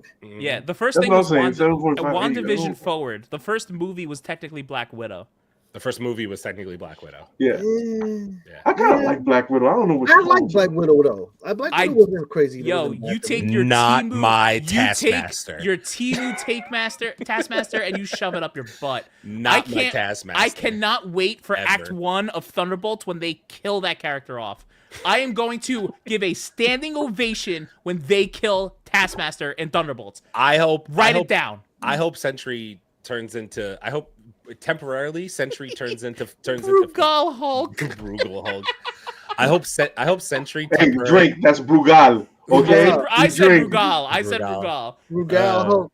Brugal Hulk. I hope Sentry temporarily turns into fucking Conquest and just like holds down Taskmaster and is like, I am so lonely, and then fucking rips her head off her fucking soul. Fuck that shit. And whenever you bring up pictures of Gore the God Butcher, I want you to know this is literally my fucking face. This is literally me when you bring up pictures of fucking Gore the God Butcher. I fucking hate that movie. That movie pisses me off. You have no fucking idea the things that movie does to my soul. Fuck, like I'll never watch that shit again, ever in a million. Like literally, when my son is born, if he's like, Dad, I want to watch all the Marvel movies, I'm gonna be like, no Captain Marvel, no Thor: Love and Thunder, ever. You're not allowed to watch them. Guys, listen. We have to remember that the multiverse saga gave us 2 of the most powerful characters in all of Marvel. So these are the two most powerful characters in the where the entire fuck is Marvel she? Cinematic Universe. You know where she is? Where did she's she in go? she's in an underground bunker in the Marvel freaking vault, and she's never coming out. That's where she is. Because this is the most powerful character in Marvel right now. It probably No, it's not. It's eternity. Cut it Sit out. with it. No, you sit with it. No, it's eternity. This is what we're doing now. It's, yep, Daenerys freaking with Drax arm. That's what we're talking about right now. Oh man. Okay, I mean, like I'm gonna be honest with you. Okay, so you guys all gave your grades. I'm gonna give my grade for this saga, and I'm not gonna be completely disrespectful. I'm gonna give this saga like a fucking 6 or 6.5 out of 10 because the lows pissed me the fuck off. Yeah. Marvel, you ruined my favorite fucking character. Blame Abel for the 6 because he brought up Love and Thunder. Fuck that movie and everything it stood on. Literally, Taika Waititi, it's still on site. It's always gonna be on site. Fuck you, buddy. Always. Fuck that guy. Yeah, And that- I'm never gonna get invited to a premiere. shit. But If we are, it's not going to be a Thor movie. man, you know what? I should be invited to the next Thor movie. I should be invited to the As fucking an apology. screening. As an apology. I should go to the fucking screening for Thor 4. If you want, or Thor 5, sorry. They'll invite you, and then the first thing you do when you sit down, they'll fucking bring screaming goats out Bastard. on stage. It's just for me, like the lows of the saga are so low. The Marvel, Yeah. Secret Invasion, you know, Y'all ain't even finished the Marvels, man. that piece of shit. No, But I still haven't watched the Marvels. I'm not going to. do those Aaron, lows really Aaron. overshadow the highs? Do they really overshadow the highs? Well, but that's the thing. Like if I'm looking at this, right? Like what really bumps the score up for me is fucking No Way Home, because No Way Home is one of my top 5 favorite movies in the MCU of all time. Personally, I know that's not Leo's opinion, but it's mine. I also love Shang-Chi.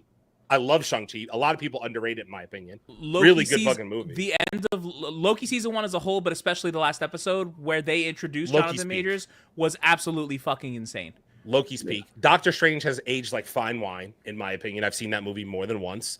But then, you know, and Guardians of the Galaxy 3. That's a really good fucking movie, in my opinion. That's Like, what I'm those saying. are great Do movies. Those lows overshadow those movies. And Deadpool and Wolverine is a given. I'm 'cause I like, enjoyed do the they fuck out of it, really you know what I'm saying? overshadow those movies? Like the lows are bad. Let but me- they wait, don't let me- overshadow let The me- lows are awful. Okay, The wait. lows are awful. Let me That's just my wait. problem. Let me just go through this. I'm gonna throw some lows at you right now. Ready? So Falcon and the Winter Soldier. I honestly think the That's villain not of that that much of a whole. low. Falcon No, and no. Winter I'm Soldier. talking about moments that really were low. So Okay. the villain in that show was pretty fucking low. I think we could. In my opinion, yeah, I agree. Wait, the villain. Oh, okay, yeah. All right. The Yeah. villain of that's bad, bro. Yeah. A Taskmaster. Jesus Christ. Let me see. Eternals. Hawkeye. I actually really liked Hawkeye. It doesn't really get a lot of.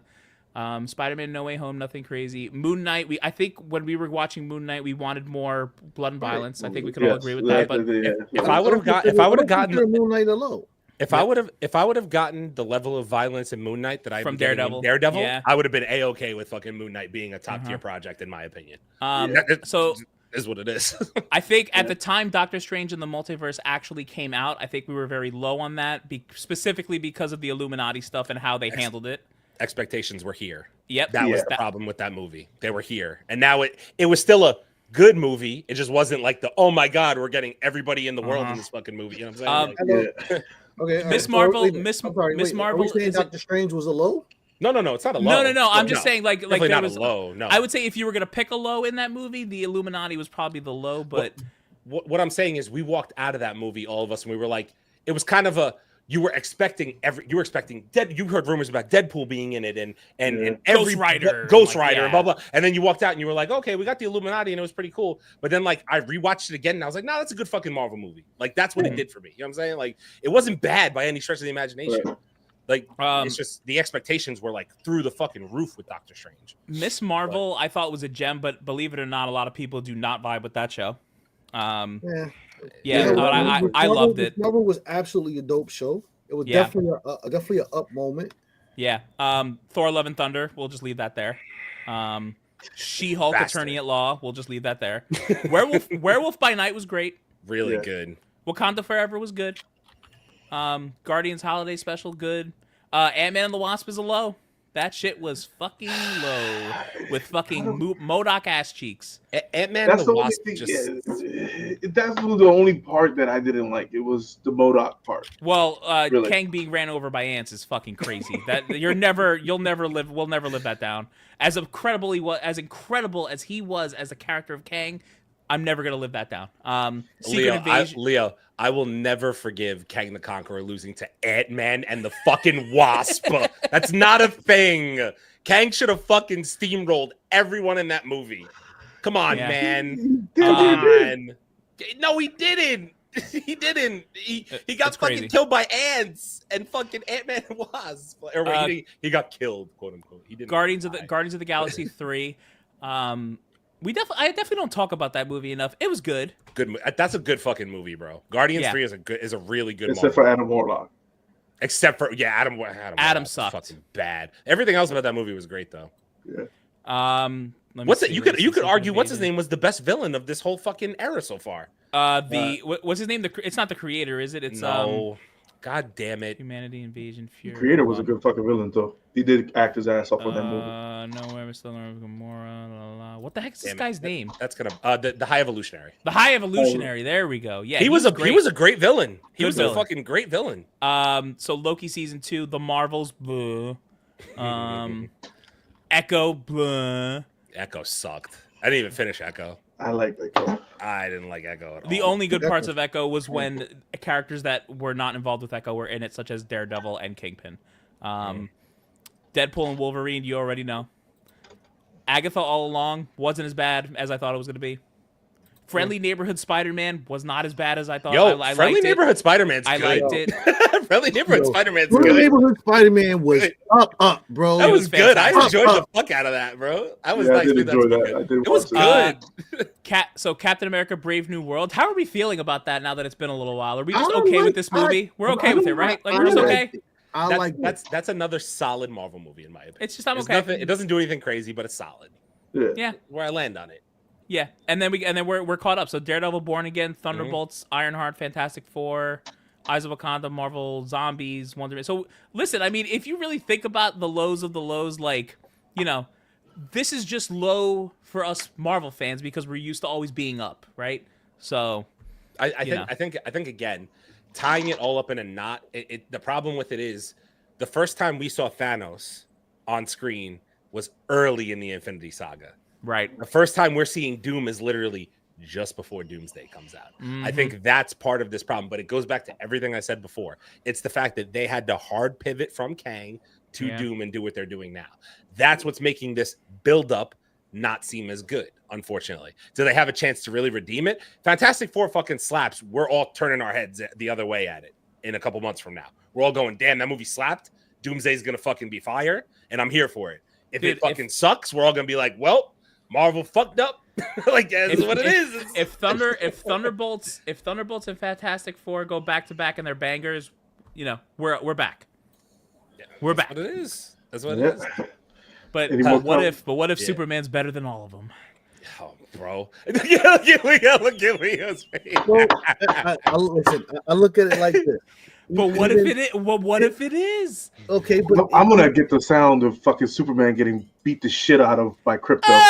listen, a broken clock is right twice a day too.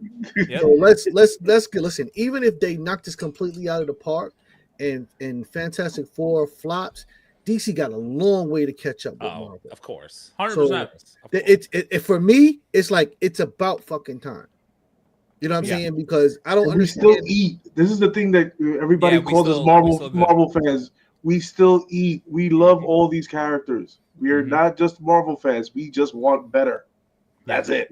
They just listen. DC deserves better, and the fact that your direct competition across the street is showing you the blueprint of how to make this thing work, and you still can't do it is just a problem for me. The fact that your animation department is absolutely knocking the head off of this fucking thing, and you still can't do a live action is just beyond me. It's crazy. To be honest, it's crazy. The fact that we could have got a fucking Batman Beyond, you piece of shit, Ezra Miller. That could have been a thing. Yeah. Show Doom in the mask. That way, no need to show a person, in my opinion. I don't know if you're going to see RDJ outside of the Doom mask, to be honest with you. Honestly, if I just get the so. character of Victor Von Doom and just get a little couple things. You don't have to give me. You don't even have to give me him in the suit yet. Just give me a couple of things about Victor Von Doom. I saw something the other day that was it was like Dr. Doom, but it was. Do you guys remember like the first Iron Man suit that he built in the cave? How it was made of that like steel color? It was literally like Doom with that mask on, and I was like, why does that fucking work? Like, why does that just work for? That shit just works. To be fair, if you look at that first Iron Man suit, like it kind of looks like a Dr. Doom suit. It kind of does. Like it kind of looks like that, bro. I'm telling you. I wish if I find the picture, I'll bring it up. But first episodes are usually good. It's the rest that just suck. Talking about She-Hulk, I'm assuming. Let's see here. Arishem took some of the Eternals, but Dr. Doom released them when he fought Arishem and gained the power to become strong and power up, etc. I'm assuming that's a comic run. Yes, he's right. Oh, that's cool. I didn't know that. Let's see here. I call it Thor Love and Blunder. You call it nicer things than I do. I call it the biggest waste of 2 hours of my fucking life. This motherfucker rode Stormbreaker like a goddamn witch from the the fucking Wicked West, whatever the fuck they call it, Wicked Witch of the West. Wicked Witch of the West, sir. Yeah, that I'll drink again. You aren't alone on that one. 6.5 would be my score so far. I don't think it's bad. I was gonna go in the sixes, but like I really thought of like some of the highs that we've had, and I couldn't give it. I couldn't give in the sixes for me. It just wasn't. I couldn't do it. Was Wakanda really multiverse? Yes. It was part of this saga. Last time I checked, the Wakandans and Namor all got named to be in Doomsday. They count as part of this shit. So it is what it is. And I can't wait to see Namor interact with Sue Storm on fucking screen.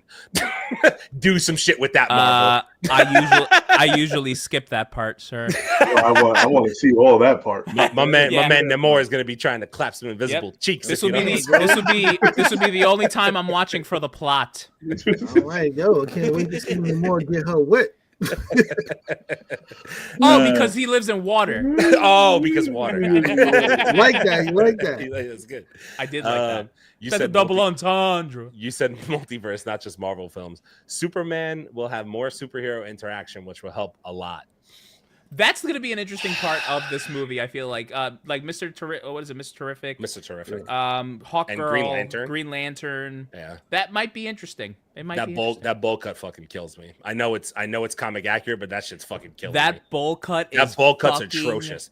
Atrocious. I would these suits. That's all I know. I would go punch the fucking dude that works at Supercuts for that bullshit. Yeah, nothing says cousin Jed like that. No, he looks like no. That's Simple Jack. That's who that is. It's that Simple shit's Jack Green crazy. Lantern. That haircut's nuts. Oh, and shout out again, Charles. Speak on it comics. Agatha, I really enjoyed. What an Echo was top tier too, Charles.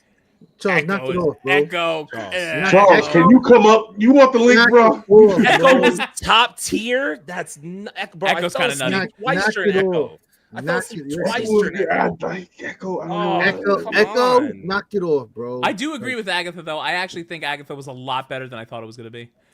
I'll give you. I left Agatha alone because for some people's taste it worked, and I just couldn't do it anymore. But for some people, fine.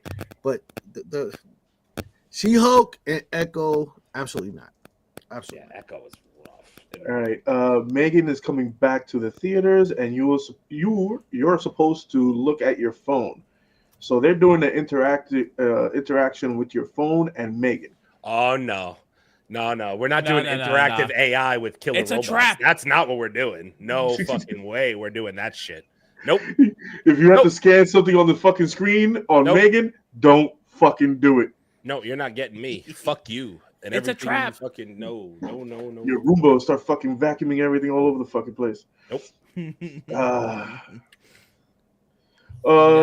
Breaking news: Jonathan Romy has officially been casted in Avengers Doomsday. What role? Who? What are we talking Jonathan about Romy? Roumie? Yeah. Is that official? First of all, it's not official. Where'd you find that? It was on official movie news. Jonathan Romy, best known for portraying yeah. Jesus is the Chosen, is joining the Marvel Cinematic Universe in upcoming Avengers Doomsday. While the role remains under wraps, insiders suggest it's a new and mysterious character. Romy's involvement in the MCU marks a significant step for the actor, who's also been involved with projects like Jesus Revolution and the video game Death Stranding 2. God is good all the time. Oh, God. Jesus Christ. All right. The guy who plays Jesus in Chosen. Wow, Yeah. you knew that? You knew that, huh? That's I don't think I've seen Jesus in the Chosen. What is this? What is this about? I don't know.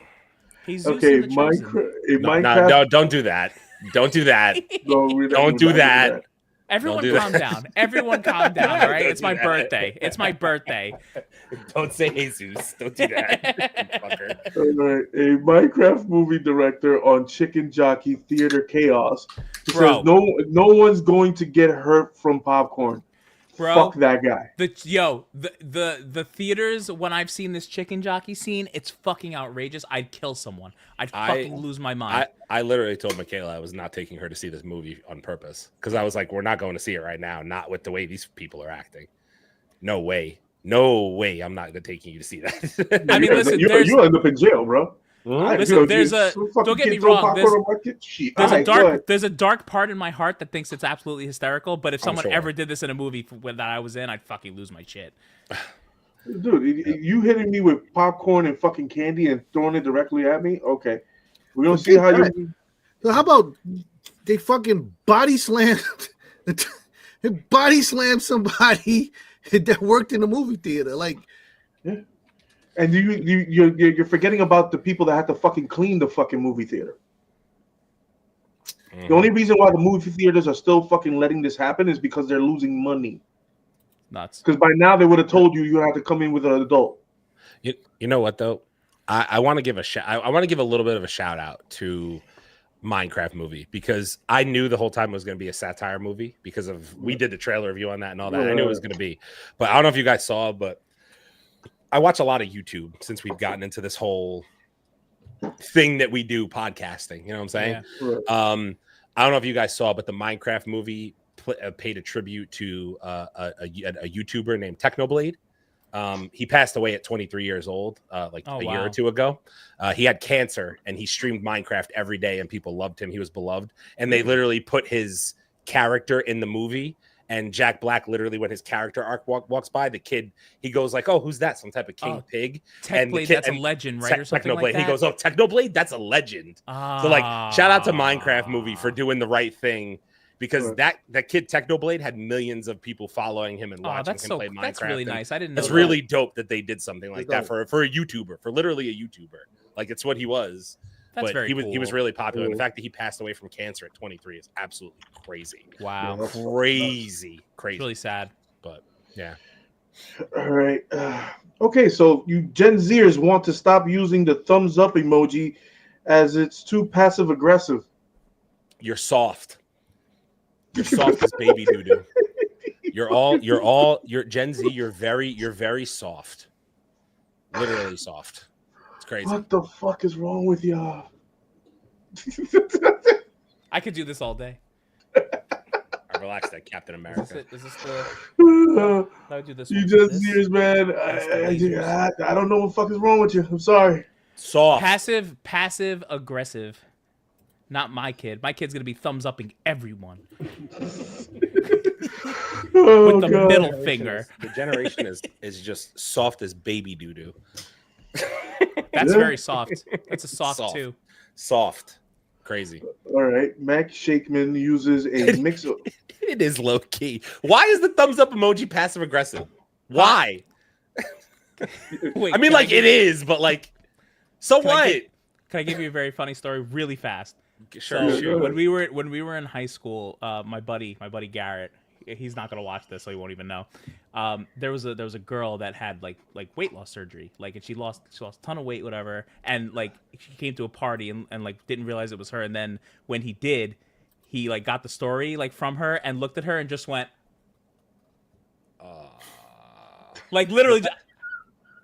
The fact that you have fireworks behind you when you do that. I know it's fine, but so in that situation, well, okay, the understood. thumbs up was kind of rough. I get it. Yeah, fucking soft. All right, Max Shakeman uses a mix of motion caption and practical costumes for Galactus. I'm with it. Motion caption, yes. I mean, they Practical- did the same practical thing. costume? They did the same thing with the Thing too, right? The Thing is a combination of both, right? Yep. I mean, the Thing looked okay. Outside of so like, listen, Galactus isn't a cloud, so like I'm good. You know what I'm saying? like that's like Galactus isn't a cloud, so I'm cool. Like it's as long as it looks decent, I'm not gonna really complain because I've seen a fucking cloud come out of the sky and be like, oh, Galactus. Like, no, fuck that. It didn't even talk. It was just a cloud. Yeah, that's right. I forgot it didn't even talk. It was just a cloud. It's crazy. I can't believe somebody passed that script. It's nuts.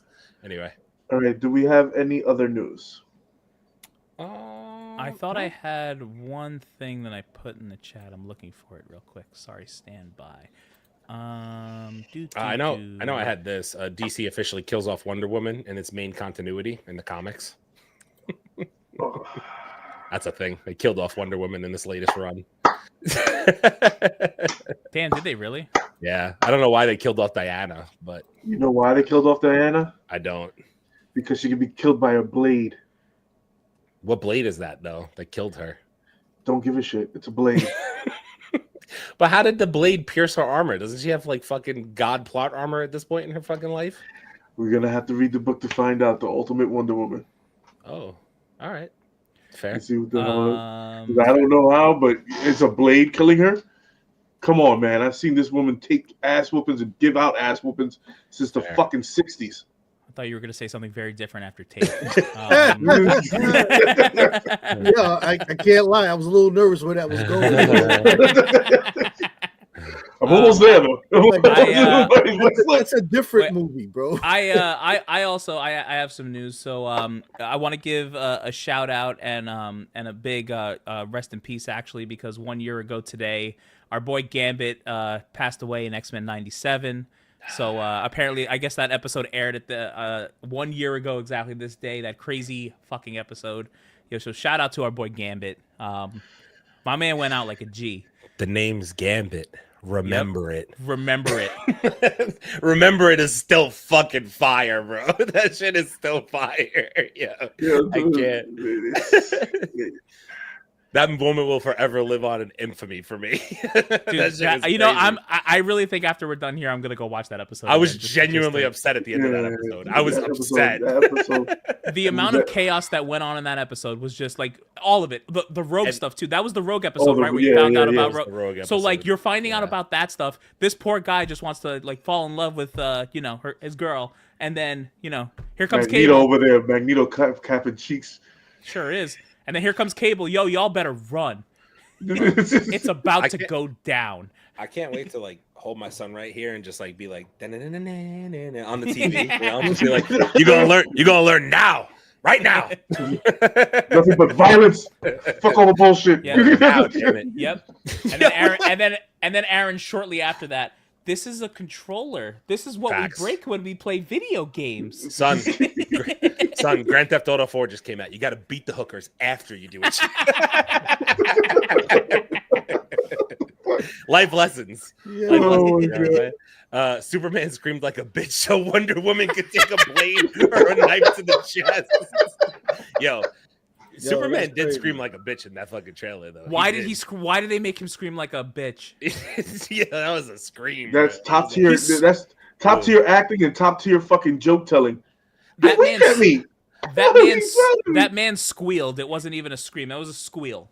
I know that I wasn't in the trailer reaction with you guys, but I am fully on board with what Wendeezy said. That dog pisses me off every time I see it.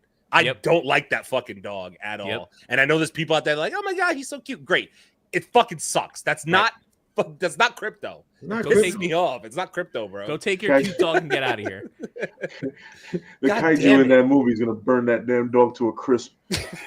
Yeah, nah, ASPCA, nah, you ain't having that shit happen. Shit. All right, Ain't no watch. fucking way. Ain't no fucking way. Yeah, by the way, don't introduce Lobo's dog. If Lobo's dog is a French bulldog, I'm fucking out of here, James. Don't fucking do it. I'm telling you right now, don't fucking do it, bro. I'm not having any of that shit. It's gonna be a Don't- vicious Pomeranian, bro. Don't fucking do that shit, bro. I'll be so pissed off at you. God, that bulldog is so tough too. Crypto Lobo. broke some. Crypto Holy broke some shit, bones this up, guy's bro. a badass. Who? This dog, look at this fucking guy. Are you talking about what's his name's dog? Lobo's dog? Holy Lobo. shit. Lobo's dog's a yeah, beast, he's bro. fucking tough, Lobo's bro. dog's a beast, bro. You never seen that shit? No, Lobo's dog's a badass, bro. That's a Dude. fucking that's a bulldog. that guy's a whoa, bro. They James Gunn. He's gonna make it a Pomeranian. He's gonna make it a fucking Pomeranian. Why? Yeah, He's just Pomeranian, stupid shit, bro. I'm telling you. Right. James Teacup Gunn. Pomeranian. James Gunn, you can fuck up one I dog, will- but bro. if you fuck up two dogs, it's on site. I'm telling you, bro. Somebody in the creative team there is gonna be like, well, you know, Lobo's dog is a bulldog. I know, French bulldog. We're gonna make him little and vicious. Oh, okay. Mother of God. You know how that shit works out for you, bro. This guy's a little badass. He's awesome. Oh, yeah, what's dude. Lobo's In the dog's com- name? I don't want to fucking. in the comics, he smokes cigars too. By the way. Yeah, he sure does. Is his name just Dog DAWG? Yeah, That's fantastic. It's actually amazing. dog. Yeah, that's what he called. It doesn't even give. You gotta realize that's him and Lobo are the last two beings on his planet. On this planet. Not even Wow. the last two beings that he didn't kill. The only reason why I want to wow. hype up Lobo is because I have I have the comic, the first appearance of Lobo. So I want that shit. I want that shit to go up so I can sell it. God. This is your college fund. Yeah, for that, I literally want that shit to happen. To be honest with you. That's funny as hell. All right. Yeah, do you want to do it? Daredevil? Yeah. Daredevil. All right. Yeah. Daredevil, episode 8. Cheers, gentlemen. We got a lot to talk about. Oh boy. No, dog. I'm completely like over this shit at this Yeah, point, bro. Chase is done, Like, bro. listen, I've always lowered my expectation when it comes to Disney Plus because I know they're not gonna give me what I came here for. But bro, this shit was like Law and Order, and it wasn't even that good and whatnot. Like, Hold Oh, up, Chase. damn. Hold up, Chase, for a second. Oh well, There's something I evil. will I feel introduce evil. something. I will introduce something that is that good, ladies and gentlemen. Deep in the heart of Texas, here he comes, man. Listen, it's Win Deezy. Let's go, mother. What's up, y'all? What up, bro? How you doing, man? Doing? Happy birthday, homie. Thanks, dude. Happy Appreciate it. birthday, homie. You gotta watch, man. Don't be a menace, son. You supposed to respond, bro. Come on. Wait, Wendell, you missed Chase's song. He's got a banger. Is Oh, it no, banging? I got two bangers. Oh, you got two? I got two bangers. It's all right. We'll get to it before we get out of here. All right, Let's just All get right, out of cool. here. Bet, But bet. all right. So Daredevil, Born Again, episode 8. Chase is not. Chase, Chase go not ahead, bro. feeling it. God, I was Yeah, gonna Chase, finish Listen, like I said, it's just like Law and Order instead of Daredevil, and it wasn't even that good, bro. Like I'm like, this shit is taking me out at this point. Like it's just paint drying on the wall. Yo, that's heavy coming from a dude who said that the court scenes in this show was better than the court scenes in the other show. Now They are. we tired. See, man, this is where shit goes Terrible, south, man. This is where shit goes south. We got So- one episode left. I That's will. next week's Yeah. the finale. I will say I liked this episode a lot more than most episodes. I think that there's a couple problems.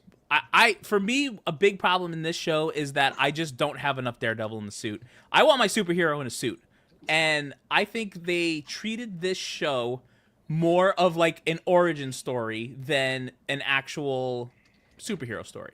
Like I feel like they used this to introduce us back to Daredevil. But like we didn't know who he was from the Netflix series. Like I just think we did too much building when like we know who they are. We understand the parallels between Kingpin and Daredevil. We understand you want to show us what they're going through and how they don't want to be these people, but now you're showing us they have no choice and they're going to be these people. But like a lot of this season could have been an email That's how I feel. A lot of the season just could have been an email, and we could have gotten to a lot more action. Could have been an email. Wow. This could have been an email. It's crazy. A lot of it. But lot listen, of it I feel was. like a lot of it could have been. Don't get me wrong. I think there's some really good story beats in there. I think there's some good moments. I actually do. I do think they're obviously willing to pull the trigger on the violence. We just don't have enough of it. This next episode needs to completely blow my fucking mind. If it doesn't completely blow my fucking mind, I think it's a fail for me. Here's my thing, right? I think based on the end of the episode, I think it has the potential to be a very good finale and set up a really solid season 2. People forget season 2 is already coming out early next year sometime, I believe, is what they said. So it has the potential to do that. But I want to start here. I'm going to immediately jump to this. So I somewhat agree with Chase because the first 15 minutes of the episode, I'm not even going to sit here and hold you. I fell asleep and I woke up at the perfect time because I woke up when all the shit started to really go down. And I want to give flowers where flowers are due when I see them fit. The dude who plays fucking Bullseye, he's awesome. Wilson Bethel, he is fucking fantastic. He is really, really good at playing Bullseye. That's your boy? That's your guy now? His performance is so fucking believable that he's literally slowly losing his mind from the Netflix series to now. The deterioration of his mind has been fucking fantastic. It's great. This motherfucker, I'm sorry, I'm skipping around. This motherfucker literally knew he was going to get put in Gen Pop, had a conversation with Daredevil. I'm going to talk more about that conversation momentarily. Got put back, was going to get ready to get put back into fucking Gen Pop, popped his own tooth out of his fucking mouth and spit it at the dude's eyeball. He said, "Are you fucking kidding? That shit is crazy." No, that's why he said thank you to Daredevil. Yeah, that's why he said thank you. He loosened him up. Loosened it up. Yeah, I get. But he still had to take the rest of his own tooth out of his fucking mouth with no hands. Just saying. He did it with no hands. I know that's from the comic. He did that in the comic too. And the comic version is actually gorier, to be completely honest with you. I know that for a fact. Yeah. But I still thought, I was like, oh shit, he literally escaped prison with no fucking hands and a tooth. That shit's fucking wild. There's plenty of women want to meet that dude. The tongue shrunk on him. Woo! Lord. Mercy. What do you mean by that? You know exactly what I mean by that. If you don't know, now you know. The one thing I did like is the Godfather scene in this. When Daredevil's dancing with his wife, and they're talking, and Fisk is bringing people to the fucking back room. It reminds me of the Godfather when his daughter's getting married, and he's just like, "Okay, I hope your son is the first strong son." But it reminds me of that he's just, "Oh, motherfucker, you thought that I couldn't do it. Now, let me put my hand on your shoulder real quick. Yep. Let me tell you, you're going to give me this much because you are the swordsman." I don't know what you're talking about. I love how he was like, I don't know. Even if I did know what you were talking about, motherfucker, I know it's you. Shut up. I know it's you. By the way, my man is gaining weight by the second. Yo, yes, he is. He looked huge in this fucking episode. I was like, oh shit. Oh, when he came out in the white suit, bro, I was like, whoa. Yes, Kingpin. Yeah. Yes. Can we also talk about how literally, this is why I say I woke up at the perfect time. I woke up at the scene where Daredevil was interrogating Bullseye, or Bullseye requested to speak with him, right? Mm-hmm. In the course of that conversation, Daredevil literally says, because that's what good men do, right? Yeah. They defend their worst enemies. And then by the end of the episode, this motherfucker does what he does. What was really awesome about that scene, though, is I don't know if they did this on purpose or not, but he hears them loading the gun on purpose. And then he hears them loading the gun, but then he pauses and he's clearly thinking am I really gonna save this motherfucker right now? He had that moment where he's like, am I really gonna do this? And then he's like, but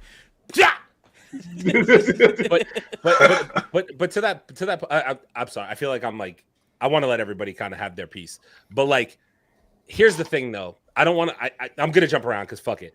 But doesn't this now mean that Fisk is kind of in Daredevil's debt a little bit? He saved his life. He saved his life. He saved his life. This is fucking. I get it. But the whole thing about this is he's trying to get vigilantes off the street. He knows Daredevil's one of He's the gonna vigilantes. he's gonna blame Daredevil for this. Yep. Oh yeah, he's gonna spin it. Not Daredevil. He's gonna spin it. He's gonna He's gonna spin it. Yeah, Because it's an easy way to spin it too. Because hey, that killer was here for you, buddy. Because he killed your best friend, and we know that. Yep. So Well, there you go. he wouldn't know. He's not gonna blow him up like that. Yeah, He won't blow him up like that. But he will say that this is vigilante spillover, right? Like this is this guy chasing you down. Oh, I don't care if you had a moment of clarity where you think like, oh, you felt like you needed to save me. Yeah, this fight was your fault. Let me give you the political speech based on the action taken that almost took my life. It's now open season on vigilantes. Like that's where we're going. That's where we're really going. No, but we skipped a lot. We also got to go to the beginning of the episode. Yeah, we're gonna handle it. Go ahead, Aaron, bring it up. So Leo, I'm gonna let you go. Hang on. Fatal J with the $10 bomb. Fatal J Hit him with it. 10. Hit him with the Fatal with the 10. Someone hit me with the wow soundbite, and then you guys go back to the review. Fatal, episode of Daredevil, bro. Is that what you're trying to tell us? What you saying, bro? Thanks for the 10, Fatal. We appreciate you. Thank you for the 10, Fatal. Appreciate you, bro. Yes, sir. Thank you, sir. And also, in the beginning of the scene, we got Fisk and his wife, and he's taking it down to the Vanessa, bro. He's taking it down to the. Let me tell And you he something, told This him straight to about his sums face. it up. Vanessa is a ride or die. Goddamn Sure right. is. Yo, Vanessa, bro, she picked up that gun so fucking quickly. I was like, oh no, ain't no fucking way, bro. Dude, Like and the way they shot it too, she did 2 in the chest, 1 in the head, bro. like a professional, Yeah. bro. A pro. Bro, let me tell you something. Adam took the beating of his fucking life from Fisk in that other episode. And my man got put back in the cell only for his fucking girl to come in and pop him 3 fucking times. God damn, what a fucking Quick hard life. fast. Literally murked him. Fast. Yeah, murked him. Like, Well, She listen, didn't even think. She didn't really think twice about it either. No, she didn't. She No. knew exactly what Fisk thought about. The minute she saw him, she knew what he wanted her to do. Yep. She was like, oh, we're okay. here now. Pop, pop, pop. She was like, No. "Listen, That's not what it was. She was like, "Oh, splash, splash, we back, baby. Good night, my guy." Because I got my guy back. Yeah, because you remember what he said. He said, I can't live without you. So he literally put the gun there. She was making that choice. Do you want to kill me or you want to kill him? Yeah, I mean, Fuck listen, me, I can't he be. was waiting to see where her loyalties lie at this point. Like, listen, you know what it is between me and you. I'm ready to go back across that hill. You with me, or what we gonna do with him? Because as soon as she see him, you can see her eyes like, oh, we doing that. Yep. Oh, I'm with that. Yeah, she's happy to have him back. She That didn't motherfucker- care. That motherfucker put his hand on the side of her face and took her whole face off. You saw that shit? I mean, You couldn't even see her face, bro. He put her hand inside of her face. It was I'm like, freaking yo, where the fuck she go? Dude, you could clearly tell that episode 1, this episode, and probably the next episode were clearly the add-ons in this show, Yeah. and then everything in the middle was the old show. You could just tell the way it was shot, the way all of it. It's just clear. It's like I'm watching 2 different shows. I also have to say something about Matt's girlfriend, the therapist. oh well. I can't stand that chick. First Really, I off, love her. when she's having a conversation with Matt in the fucking apartment, Oh, and she's like, "Daredevil didn't save me, I saved me." Bitch, What? I beg your fucking pardon. What fight were you a part of? Where were you that happened? Because you were tied up and about to be bled out on the fucking floor. That's actually, I so remember you catching a rock bottom. Like I remember that. Like I could imagine in that moment he was internally. Matt was probably like probably he wanted to scream. You know, he was like, "What the fuck are you talking about?" Right. I'm pretty I sure. saved your ass. I'm pretty sure Daredevil speared this guy through the shoulder. Bro, yo, Like- he at that point, if she was gonna have that attitude, I would have let him take a fucking run at her at This that is- moment in time. you know what this I would is? have This let you is- go at it, bro. Listen. Go do it.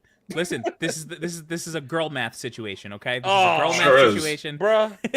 No, I Daredevil shot him. didn't save I me, shot him saved twice, me. so I What? shot him twice, so I had control of the whole fight. It wasn't twice. Oh, it was whatever it was. She let loose about 4 or 5 of them. I don't- She fucking What? she shot the shit out of him. Yeah, those did. bullets were kind of set on ass, by the way. But again, Daredevil doesn't put that hook in the shoulder. He doesn't stop momentum and tackles her ass, and she's dead again. The second time, I mean, over in that fucking thing. You know, But I was just sat there. I literally looked at the screen and I was like, "Bitch, the fuck did you just say? Right. What did you just say? Like, there's no way you just did that." I would have hit her with the high. The way I wanted Matt to just turn his head and just be like, Really? What the fuck you just say? really? But the Then other she was part, like, take she off was like, his you weren't glasses. there. Like, Yeah, imagine she he was just like, right there. imagine he just took off his glasses and looked dead in her eyes and just was like, "What?" That shit drove me crazy, bro. I was like, "What the hell?"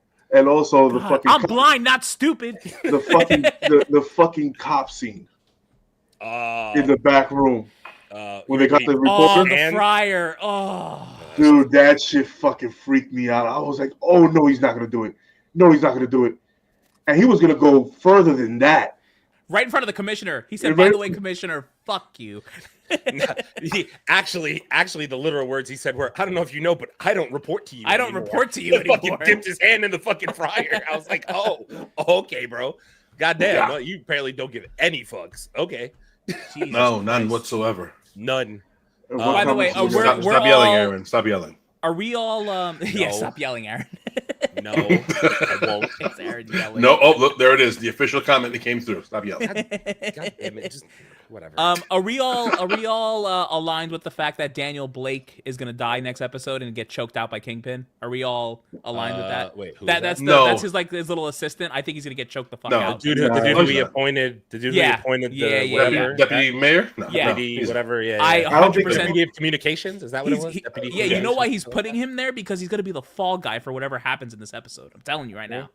The Fall thing guy. is, he's going to get pissed off when he finds out that reporter is a fucking rat. BB plays that whole scene with BB and the police commissioner. That's Yeah. going to be a thing moving forward. That so he's they- giving information. throughout You in this entire trouble. throughout this entire season, they have been showing the one-off interviews with like random people. I'm Mhm. waiting for the The payoff. streets. I'm waiting Street for the interviews, payoff. baby. There's Yeah. gonna be a payoff with that. Something's gonna be with that. I don't know what it is, but something's gonna be with that. We're gonna get some type of payoff. So I also want to mention my theory. I'm going to die on this hill until they prove me otherwise. Muse isn't dead.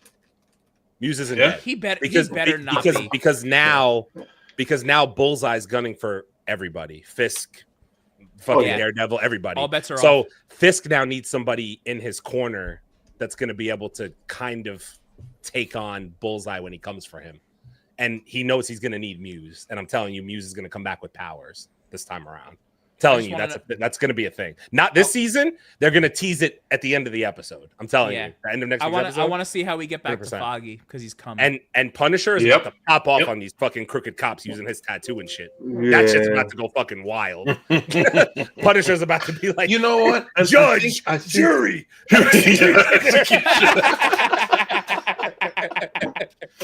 I'm not gonna front though. I kind of upset that I only saw him once this whole entire. I'm pissed that he's only in this. and the Agreed, next 100%. one. Fucking Yeah. agreed. Only one time. It That's was a good scene though, but was. yeah, I am kind of It pissed off. was, but it wasn't. But I didn't get Punisher doing Punisher things. I got Punisher being angry, but I didn't get him doing Punisher things. Yeah, man hit him with that was some of the best dialogue we've seen in Marvel. I mean, it was dope. I look anytime. What the two about of old them are Foggy? on screen? What about old Yeah. Foggy? Oh, fuck. Damn. When they're on these two together are great. Yeah. But Yeah, again, I needed some Punisher business. Yeah. I needed some work. I need him to put some work in. That's what I think we're getting into next episode, man. If we don't get some serious, ridiculous, mind-blowing action next episode, this season for me is just such a bust. But that's how they lead off into the Punisher spinoff and Daredevil Born Again season 2. Mm-hmm. They're literally gonna leave it off. Bro, I'm telling you, the last thing you're gonna hear from Punisher from Bernthal is gonna be like, I'm gonna go kill all these motherfucking cops. See all Maybe my that's what his. spinoff. Maybe that's what that might be his special. Maybe that might be the special presentation. Is just him killing the cops. It's definitely him hunting that whole task in force. various gruesome, bullet-riddled ways. I'm hunkering down. I'm hunkering down. Sorry, in case you guys haven't told, I love Punisher in Marvel Rivals. Marvel Rivals. Yeah, you're broken with him. That's not fair. You are absolutely broken. I can't. I don't know. I'm glad I don't ever face you. I'm a Call of Duty veteran. What can I say? I know how to shoot guns. I would immediately block you if I ever had to fight. Also, have you seen his controller though? His controller's crazy. What? Yo, Yeah, He yeah. has my controller. I need to Oh. get. I didn't know about these controllers. I need to get one what, the immediately. Scuff? Mine's is in, Yeah. by the way. Oh, you look got at one? go. This one. This controller. That's yours. See, This hey, Yeah. mine. Love this one. Yeah, guys. Someone needs to send me a link. I need a link.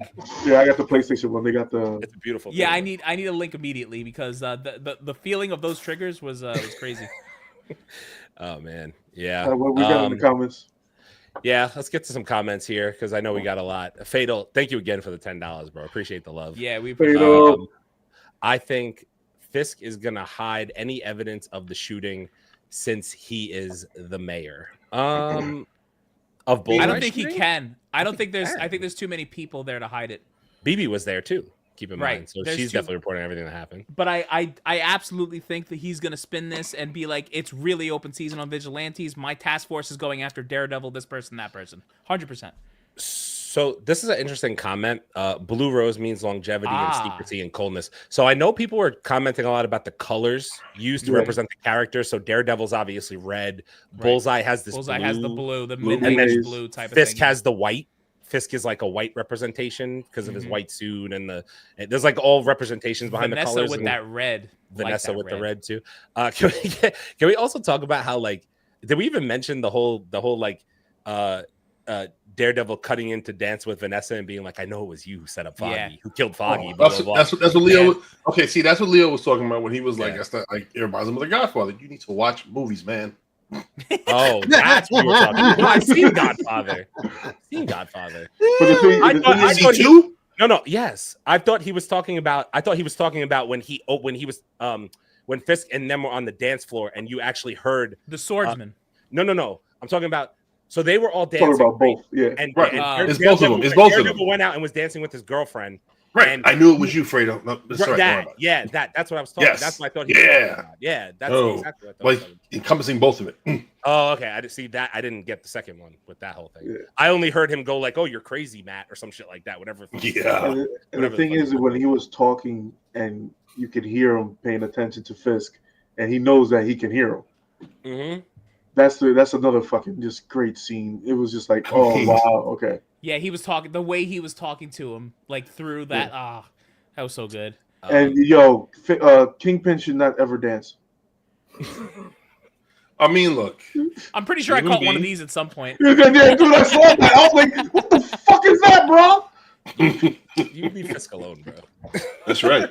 I want you to tell him that to his face. Yo, listen, Yeah, tell him he can't my man's gaining some weight and his feet got heavier, man. He can only move so much. All right, take it from a Can I, big guy. can I before I get to that comment, can I also just mention? So I went off to the side today and I saw like a couple interviews with Vincent D'Onofrio and Charlie Cox, and Mhm. I have to give a big shout out to Vincent D'Onofrio because the acting job he does as fucking Fisk is actually fucking fantastic. It's insane. Like he sounds nothing like that in real life. No. And No. he actually like literally embodies Dude, that whole like have you- Vanessa, like that whole like that thing that he does with his voice is actually wild. Like, dude, I'm like, damn, he's like, been in comedies. Like I know. do you remember the break? Do you remember the breakup with Vince Vaughn and Jennifer Aniston? Mhm.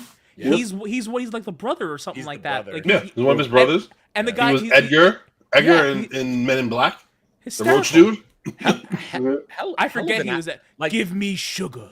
hell of an Give me actor. sugar. Water. Because like to me, it like people were saying this today on social media, and the more I thought about it, I was like, would you almost consider Bullseye and Kingpin in the MCU / Netflix? Would you actually consider them like top 10 Marvel villains in terms of like impact on the Marvel Cinematic Well, Universe? you know what the sad part is. Like, Without even thinking about it, I'd say yes because Marvel villains are completely Bro. forgettable. Bro, Yeah. they're both really fucking good at what they Yeah, do. they are And Bullseye and Fisk, man, they're really fucking good at what they do. as villains, Like, yeah. just- The They're MCU good. But it's shows, also series, yeah. a detriment to Marvel villains in general because Marvel Yeah, villains are just yeah, not yeah. good. They're not good. Yeah, I mean, But at think least about the it. ones- Like, come on, so you got- Thanos is- you gotta Okay, give wait, no, what wait, I'm don't, saying- wait. Well, it's not that they're not good. It's that Marvel doesn't use them Use properly. them properly. Yeah. That's Yeah, exactly. They're but we had- great villains. Red Skull's a great villain. Red Skull, Yeah. fantastic. He's Dude, a I- great villain, but guess what? He's one and done. Dude, Whiplash. I actually kind of liked Whiplash. He got messed up in that freaking movie. Yeah, man. and also what's the face from Guardians of the Cycles Galaxy good. 3? Oh, Who? Oh yeah, the High Evolutionary. Yeah, we The were talking about- Evolutionary, that was a good villain. And, He's not and good. also He's not- Kang was a fucking good villain when he had fucking what's the face Ant-Man's daughter. That was a fucking He great was a good scene. villain. Who else? Like you did Ultron better. Hella. Yeah. Ella. Well, you know what saved Ultron is actually his voice, the voice. No, well, James Yeah, Spader's Spader's dope, the but, I James mean, fucking- bananas. Yeah. but Yeah. but Ultron is not you don't defeat him once and it's over. It's not that's not how it works. Villain movie. Right. No. Not a one Right. villain movie. Not at all.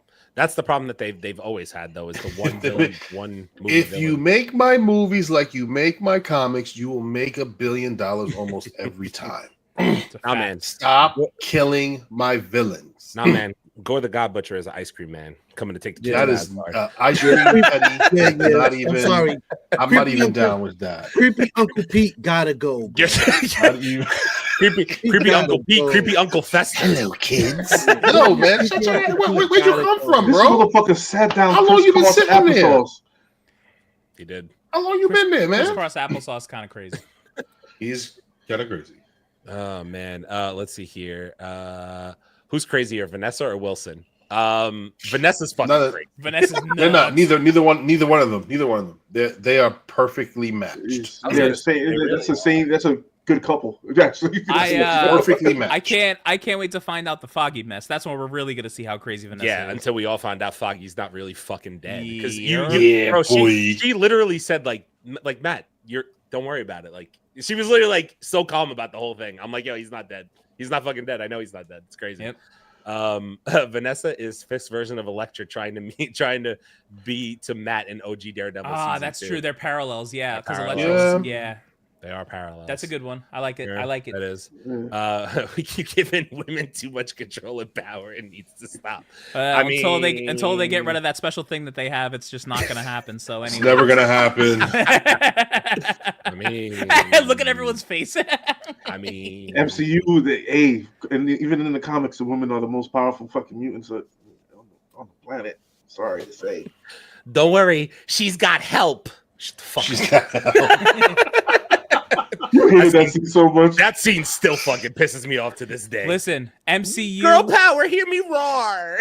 Listen. Like, what the fuck? I don't care. Like, shut up. Just go Doesn't punch matter. Thanos and shut up.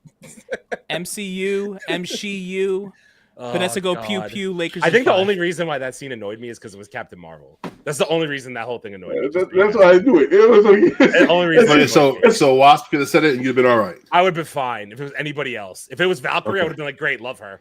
Love her. Love her, great. Love her. because it was Captain fucking Supercuts from the sky. I was pissed. Captain Supercuts.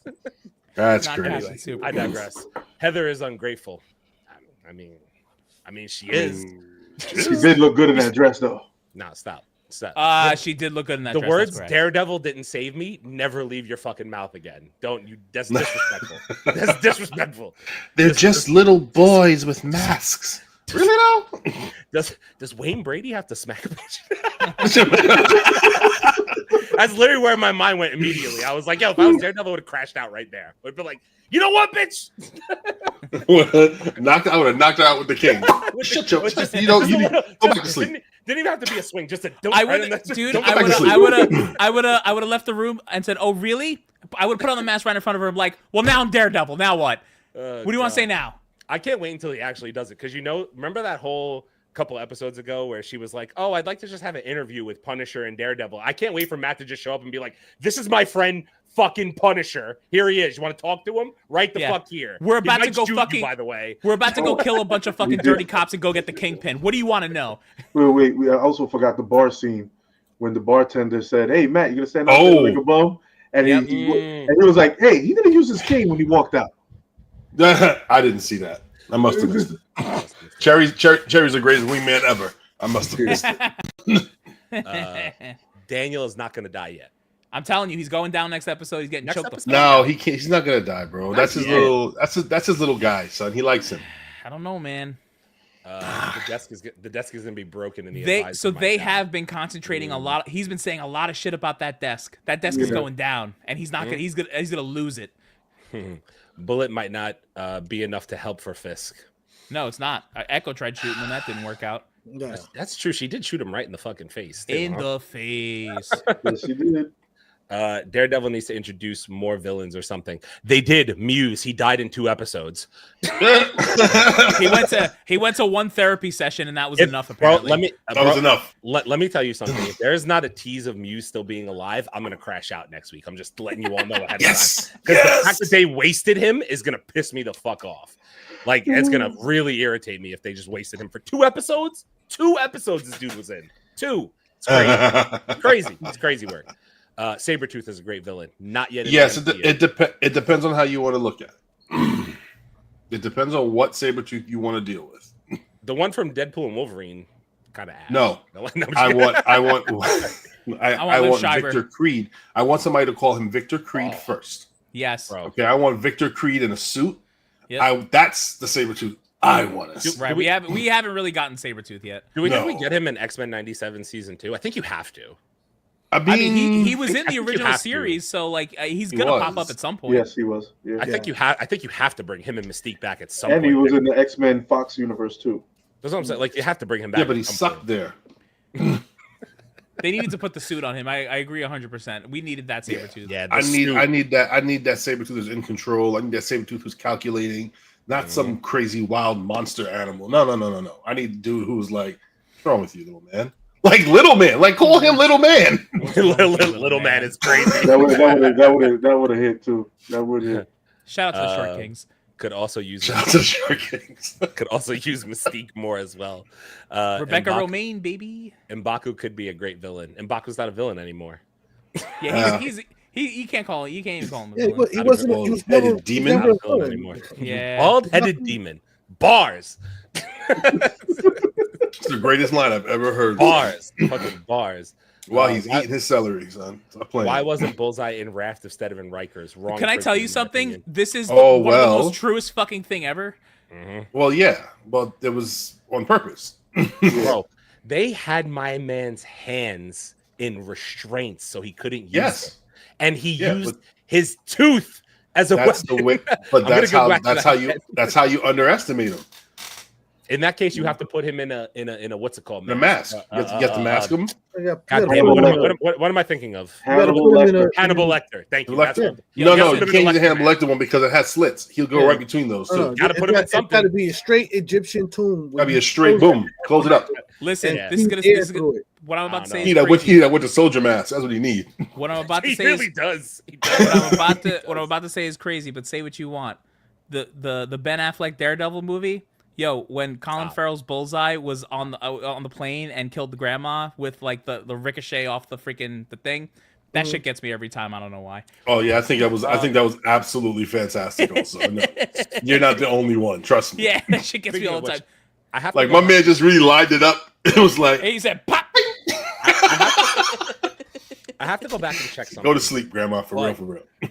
In episode 1, when Daredevil fought Bullseye after the whole Foggy scene, was Bullseye in comic accurate attire, or was he just in blue? It with was the trench it coat? was close to that one comic book cover where he has like the suit, like his head didn't have the yeah. bullseye, the mask, but like the Yeah. colors that he wore like was very Were close to accurate, comic yeah. accurate. Is Bullseye in full attire in the last episode? Is he in I would love to full see Bullseye it. attire at the end of the season. I think he kind of has to be. Depending on where does he have his equipment at? That's where. it So depends. I'll show you. It's this is the one. I know that he they was in kinda blue. compare I remember to. him being in blue in the first episode, but I don't remember if it was the full costume or not. So this is probably like as comic accurate as you can get. Like I he want to didn't- see it.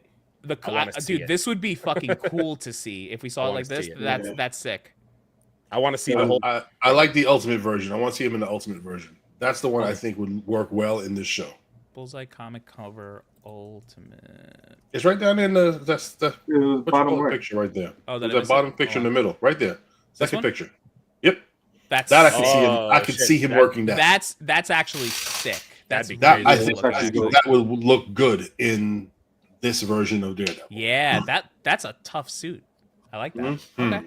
I think this next episode you're gonna get Matt obviously back in the suit. I think he's gonna be hunting down Bullseye. I think Punisher's gonna be involved. And the only thing I know is that I'm disappointed because the black suit for Daredevil Born Again isn't coming out until season 2, so that bums But me it out. looks Mhm. But it looks It incredible. does look fucking good. It does look Oh, fucking good. the 2Ds, like, are we Yeah. even gonna get a costume change now and see the 2Ds? Like, are we? You don't think we're gonna get it? They're gonna save it? I mean, he has Red- he has multiple masks. You He know has what multiple he may be masks. thinking. Yeah. He Right. may just be thinking like, you know what? Matter of fact, let me stop rocking the red. I think I'm gonna go out in my own type of thing. Let's do something new. Yeah. Let's do something new. Yep. This I'm is gonna a do new my devil own thing. from Hell's Kitchen.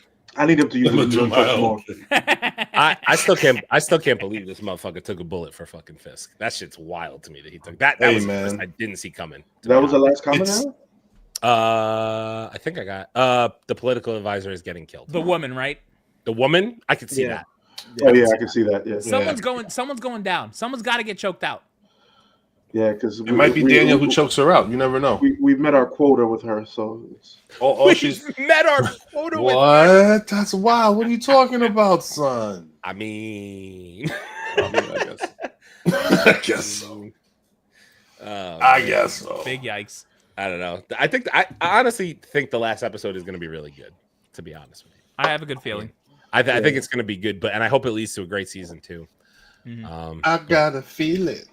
You know, and The Last of Us comes out on Sunday. Let's Let's fucking go. that part.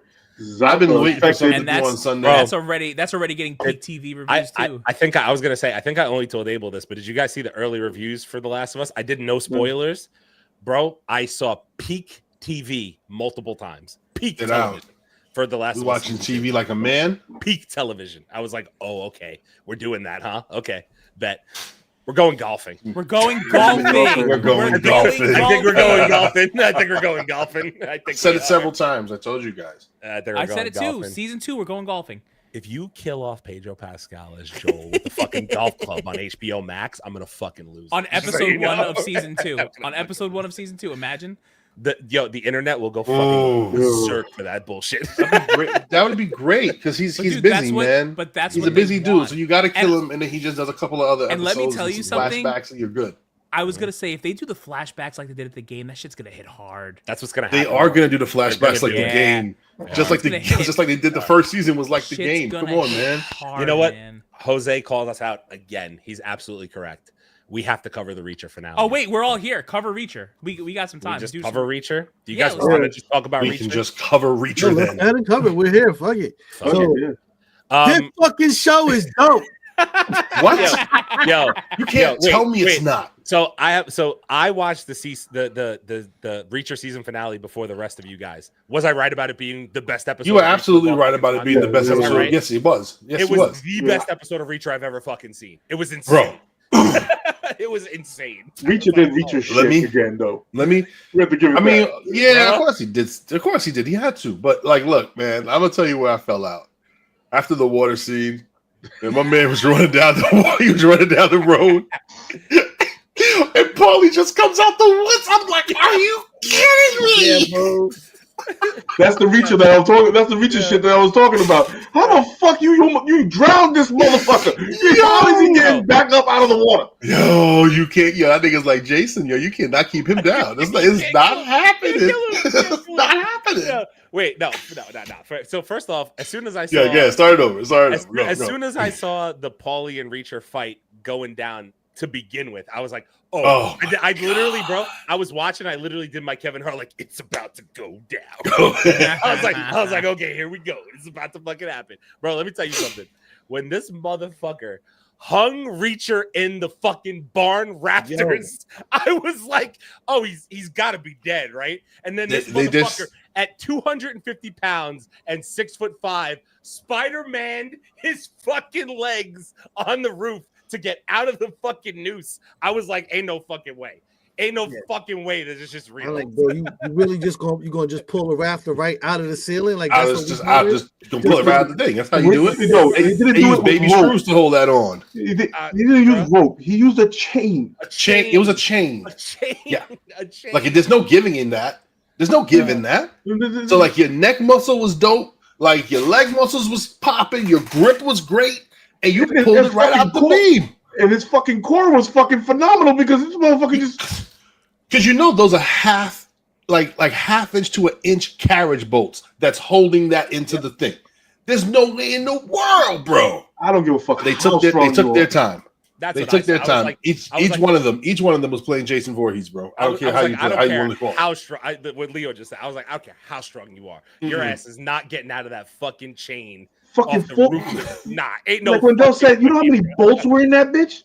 That was the barbecue down the alley shit. And I was like, oh. I was like, okay, we're just. I literally went, okay, we're just. He win that. He breaking that. Gotcha. We're just doing shit now. Okay, cool. And then to your point, these motherfuckers were in a fucking in whatever that fucking body of water is, and they're getting taken under by waves, and they're just not dead. I'm like, okay, Nope. Nope. And nobody fucking dying. Apparently, I was like, nobody's dying. So we're just gonna keep on having this fucking fight off with these two gargantuan human beings. Like, okay, fucking great. I loved Reacher was like, yo, is this dude beating my ass? Holy shit, this guy's beating my Every ass. time he gave that look, Every time he got hit, he was like, boom. What?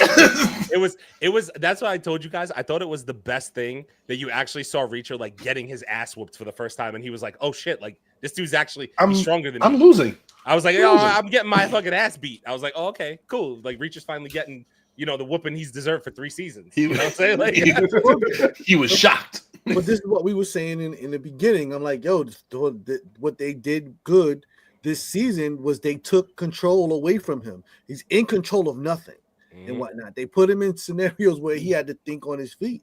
Now, thank God they made him a little quicker than he was last season and whatnot. So look, here's the thing I was thinking about. I don't think that these events that we're watching are running concurrently. I think we're watching Reacher at different parts in his life. Like, awesome. I don't I just don't think that that's how that's working, because he did have some money at the end of the last one. But he was still running. He was still running with this toothbrush deal. Like, I just think it's different parts, and like each book, I guess that Lee wrote was. I don't think it was concurrent. I didn't read the book, so if you read the book and you read the series, let me know. But I just don't think that these are concurrent stories that that they're telling. I think we're just getting these bits and pieces of Reacher here and there. You know what I'm saying? It's just I think this was when he was younger, because he was way faster this season than he was ever. He was faster. And also his partner, I forget her name. Neely. How can you forget Neely, bro? Neely, yeah. So Neely's a badass. I swear to Love God. Neely. I love Neely. Love Neely. I love Neely. I love Neely and everything she stands for. Brother Man said she's supposed to get her own spin-off show from Reacher, apparently. Oh, I what? didn't look that up. I haven't seen that. I mean, I don't know how invested I would be in that, but yeah, I don't know how invested I'd be. I mean, like as a whole, as leading a show, I don't know. She's cool as a co-character. She's cool. Yeah, she's cool when she come in. I think she could. I think she could. Yo, that whole scene. I mean, the office kitchen. scene was kind of dope. Yeah, in the kitchen. If it's a bunch of her doing that, then yeah, I guess I'll be in for it. She watched a man die while eating Lucky Charms out of a mug. Bro, he didn't complain. He didn't. dude, that was. She made him move. She made him move. She said, move. My man sitting there leaking. She said, leak all over the place. Just move. I need my milk. Yeah, a 3-round fight after getting buried by cement bags. Yo, literally cement bags. Cement bags. It's like, what the fuck? They fell on top of three of us had worked in a home improvement place. We know how heavy cement is. Yeah, bro. 80 bags, bro. And for 80-pound bags, yeah, all on top of you, and all you do is get knocked out. Mm-hmm. Really, bro? Okay, bro. Yeah. Sometimes you just like look at Reacher and you're like, okay, all right, bro. I understand. All right, I wish I put could. the fries in the bag, bro. Put the fries in the bag, bro. Like I get it. There's no killing you apparently. I understand it now. Like I don't know. But I do have to say, the reverse gunshot in the face was actually insane. That whole scene was actually insane. It was crazy. I'm really happy he was able to, rig that up the way he did that fast. But first off, I did think about it as they were spinning. I was kind of like, well, he's kind of messing with the gun. As I was like, I kind of thought that would be the case, but I was first off, that wouldn't happen with that gun. But I don't know. That I don't fucking know, because that's considered a Gatling gun, right? Is that what it's was it a mounted? It was a mounted fucking mounted LMG. It was a mounted LMG. But the problem is, if you put the bullet in reverse. Well, it wouldn't hit him though, right? It would just explode the gun, probably the It barrel. would explode the gun, but it wouldn't go that far into his. Well, depending on how he's holding Reacher. It's a lot for him to do that. We call this the Reacherverse. It literally is the Reacher. And these are the things that happen there. Yep, literally. Yeah, but the whole scene with him giving the money to the kid and telling him to take the fuck off. And him stealing the fucking motorcycle. I mean, the motorcycle was kind of dope though, because it's just really like, okay, tired of walking. Can we also talk about this? When the kid and his dad confront what's his name in the office. What the fuck is the dude's name? What's his name? The fucking Quinn. Yeah, Quinn. Quinn. They confront Quinn. Yo, I was never so pissed off at anybody in my life than I was at that fucking kid. At the way he shot that Uzi. I was so angry. I was like, yo, bro, you just shot your dad. You gonna fucking close your eyes and pull a trigger? Are you this motherfucker is laying? He's laying on the ground and he goes. I'm like, bruh, you could, bro. Are you a stormtrooper? You're another stormtrooper. No, listen, what the fuck are you doing, if that's what pissed you off, no. What pissed me off was, what the hell kind of cheap ass epoxy did you? You rich, bro? Like, how you buy the cheapest epoxy in the freaking world? 100%. That it didn't cure and hold the gun together. You got your daddy killed because you cheaped out on some glue, bro. On the glue of all the things, you bought the expensive ass replica gun, and you cheaped out on the glue.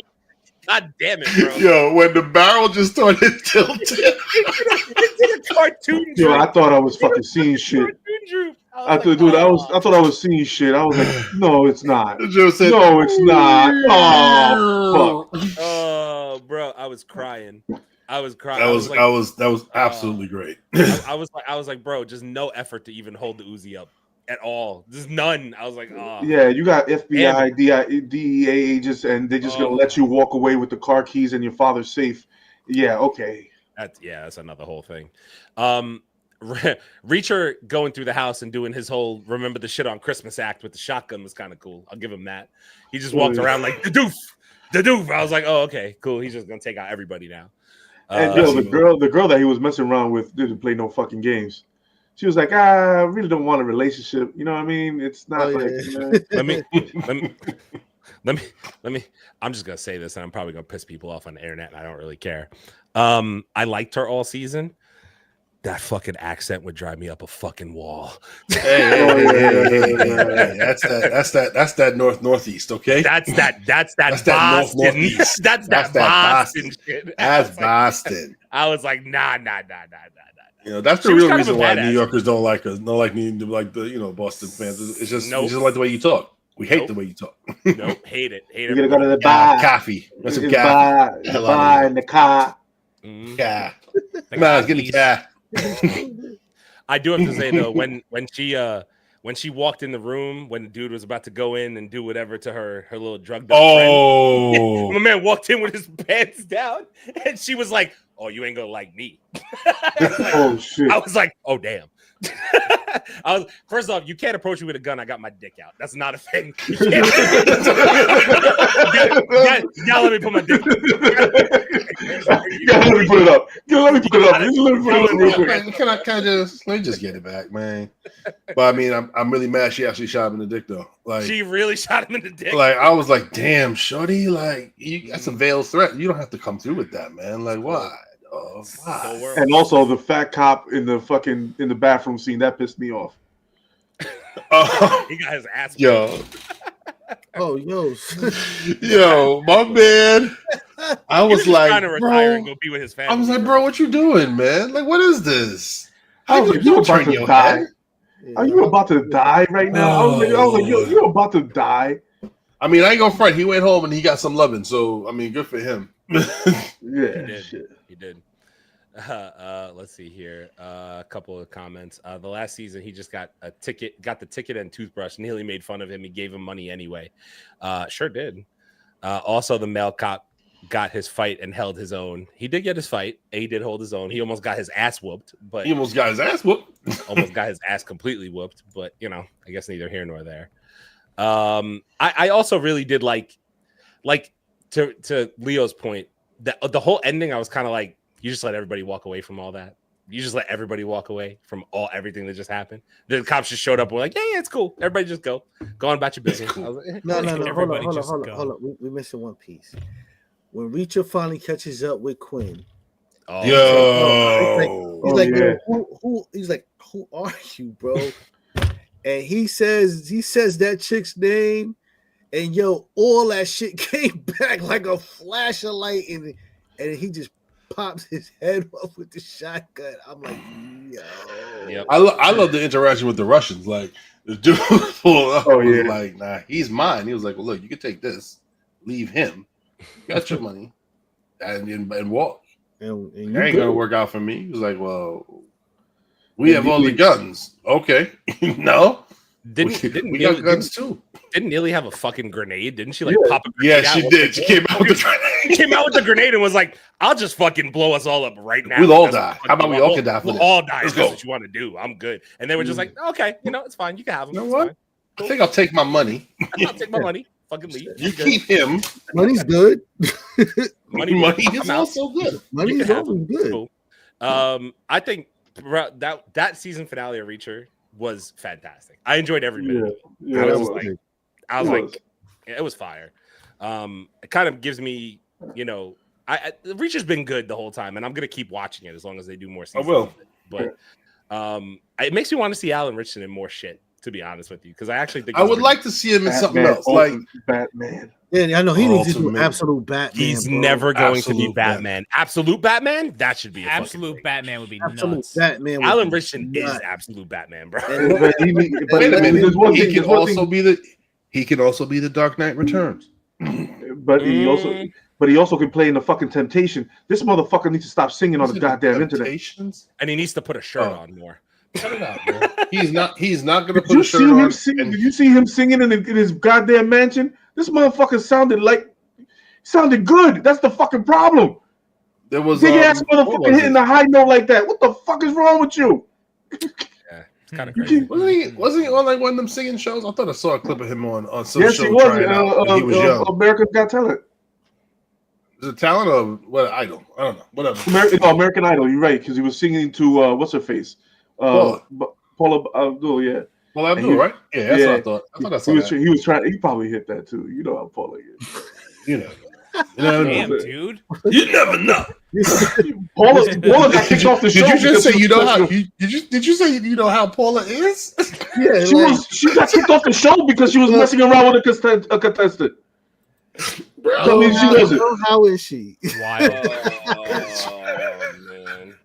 She got kicked off the show because she was messing around with a contestant, and this motherfucker wasn't taking care of the dogs right, so she got him off the show, and he sued her. Okay, all right. Before we go too far off tangent here, Reacher season 3. Let's do the Man Cave thing. Reacher season 3, 1 through 10. Give it a rating. Everybody, go. I don't know if Abel, did you not watch it? I haven't. I'm still behind, so I can't give it a fair rating. Okay, go ahead. 1 through 10. Give it a rating. 9.4. Damn. 9.4 is crazy. 9.5. I give it a 9.5. Damn, that good? It was good. It was good. It was I enjoyed good. it. I enjoyed it, man. Yeah. It was good. It made my day. It was good. Was it the best season of Reacher? I think the first season for me. I think the first season for me was the best season because I really enjoyed getting to know who he was. Yeah. And just that whole thing in that little town was just dope. That cement block was fucking fire. Yeah, I think I'm gonna Shut up. That was season 2, so stop. I'm gonna do about 9.4 also, bro. Damn, you guys are high. Okay. All right, cool. I tell you what, just on that last episode alone, I'll be in the 9s with you guys. I'll say 9. I'll say 9. It was good. It was really good. It was good. We got a lot of good shit in the season there. It was good. It was a lot of good shit in the season. And they honestly started a little slow and then ramped up the whole way through. The last 4 episodes were just a ramp up of action. So I was like, and that's take notes, Marvel. I need action Marvel. ramp up in my last couple fucking episodes would be great, please. A couple of episodes, like a couple. Just one. Yeah, that's what it is. It just it's what it is. All right, I guess that's an episode. That should be the episode. This be episode. Oh wait! I gotta say one thing, just to piss all you guys off. They're making another Roadhouse 2. It's already been greenlit. Ah, Can't wait. And I mean, listen, I would be offended if I watched Roadhouse 1. Guy Ritchie is going to be directing it. See, now, why'd you have to get Guy Ritchie to direct it? Because he's now it's a Guy Ritchie movie that I'm never going to see. This sucks. Yep. yo. Guy Ritchie. Unless Tom Hardy's in it, then I might watch it. All right. Before we get out of here, man, listen. Happy birthday to my man Abel. Aaron, put him up on the screen, bro. Number one BS guy. There he is. Happy birthday, Abel. Can we hear that?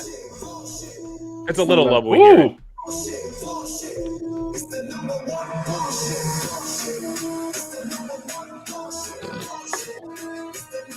We have a fucking techno beat. Oh, this better go crazy. No bullshit. I like it. I like it.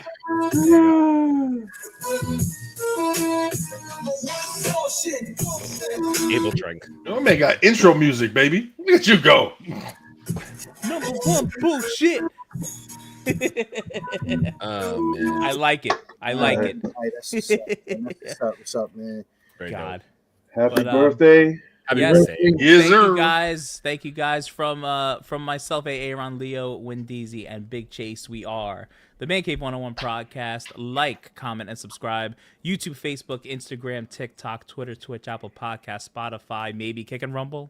Gotta show me how to do that Yeah, one. I don't even know. We're live every Thursday, giving you all your nerdy needs all throughout the week. We will see you guys next Thursday. Thank you all for the birthday love. I appreciate each and every one of you. Take care. Able drink. Have a great night. Thank you, brother man. Thanks, brother man. Abel Day for the donations tonight. Thank you guys. No Yeah, doubt, we appreciate no it. doubt, no doubt. Nico stole Apex for 13 months, man. Facts, Appreciate it. Jose, because we got a couple of new guys, right? Yeah, we got some Jose's been in here with us for Jose, the past couple weeks, bro. appreciate you coming through. See you next And week. Rashad as well. Thank you. Rashad, yep. Wait, I got Yeah. something important to say. What's that? Hi, Paula. How you doing? How you doing? Okay, bye. Ooh. Bye. How you doing? Bye. Pull up to the man cave. Pull up to the man cave. Pull up to the man cave. Pull up to the man cave. Pull up to the man cave. Pull up to the man cave.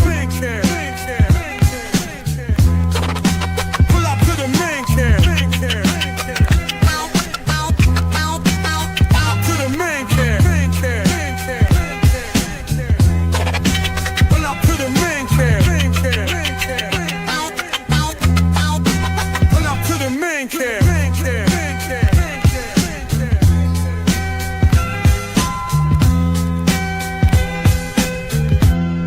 Pull up to the man cave.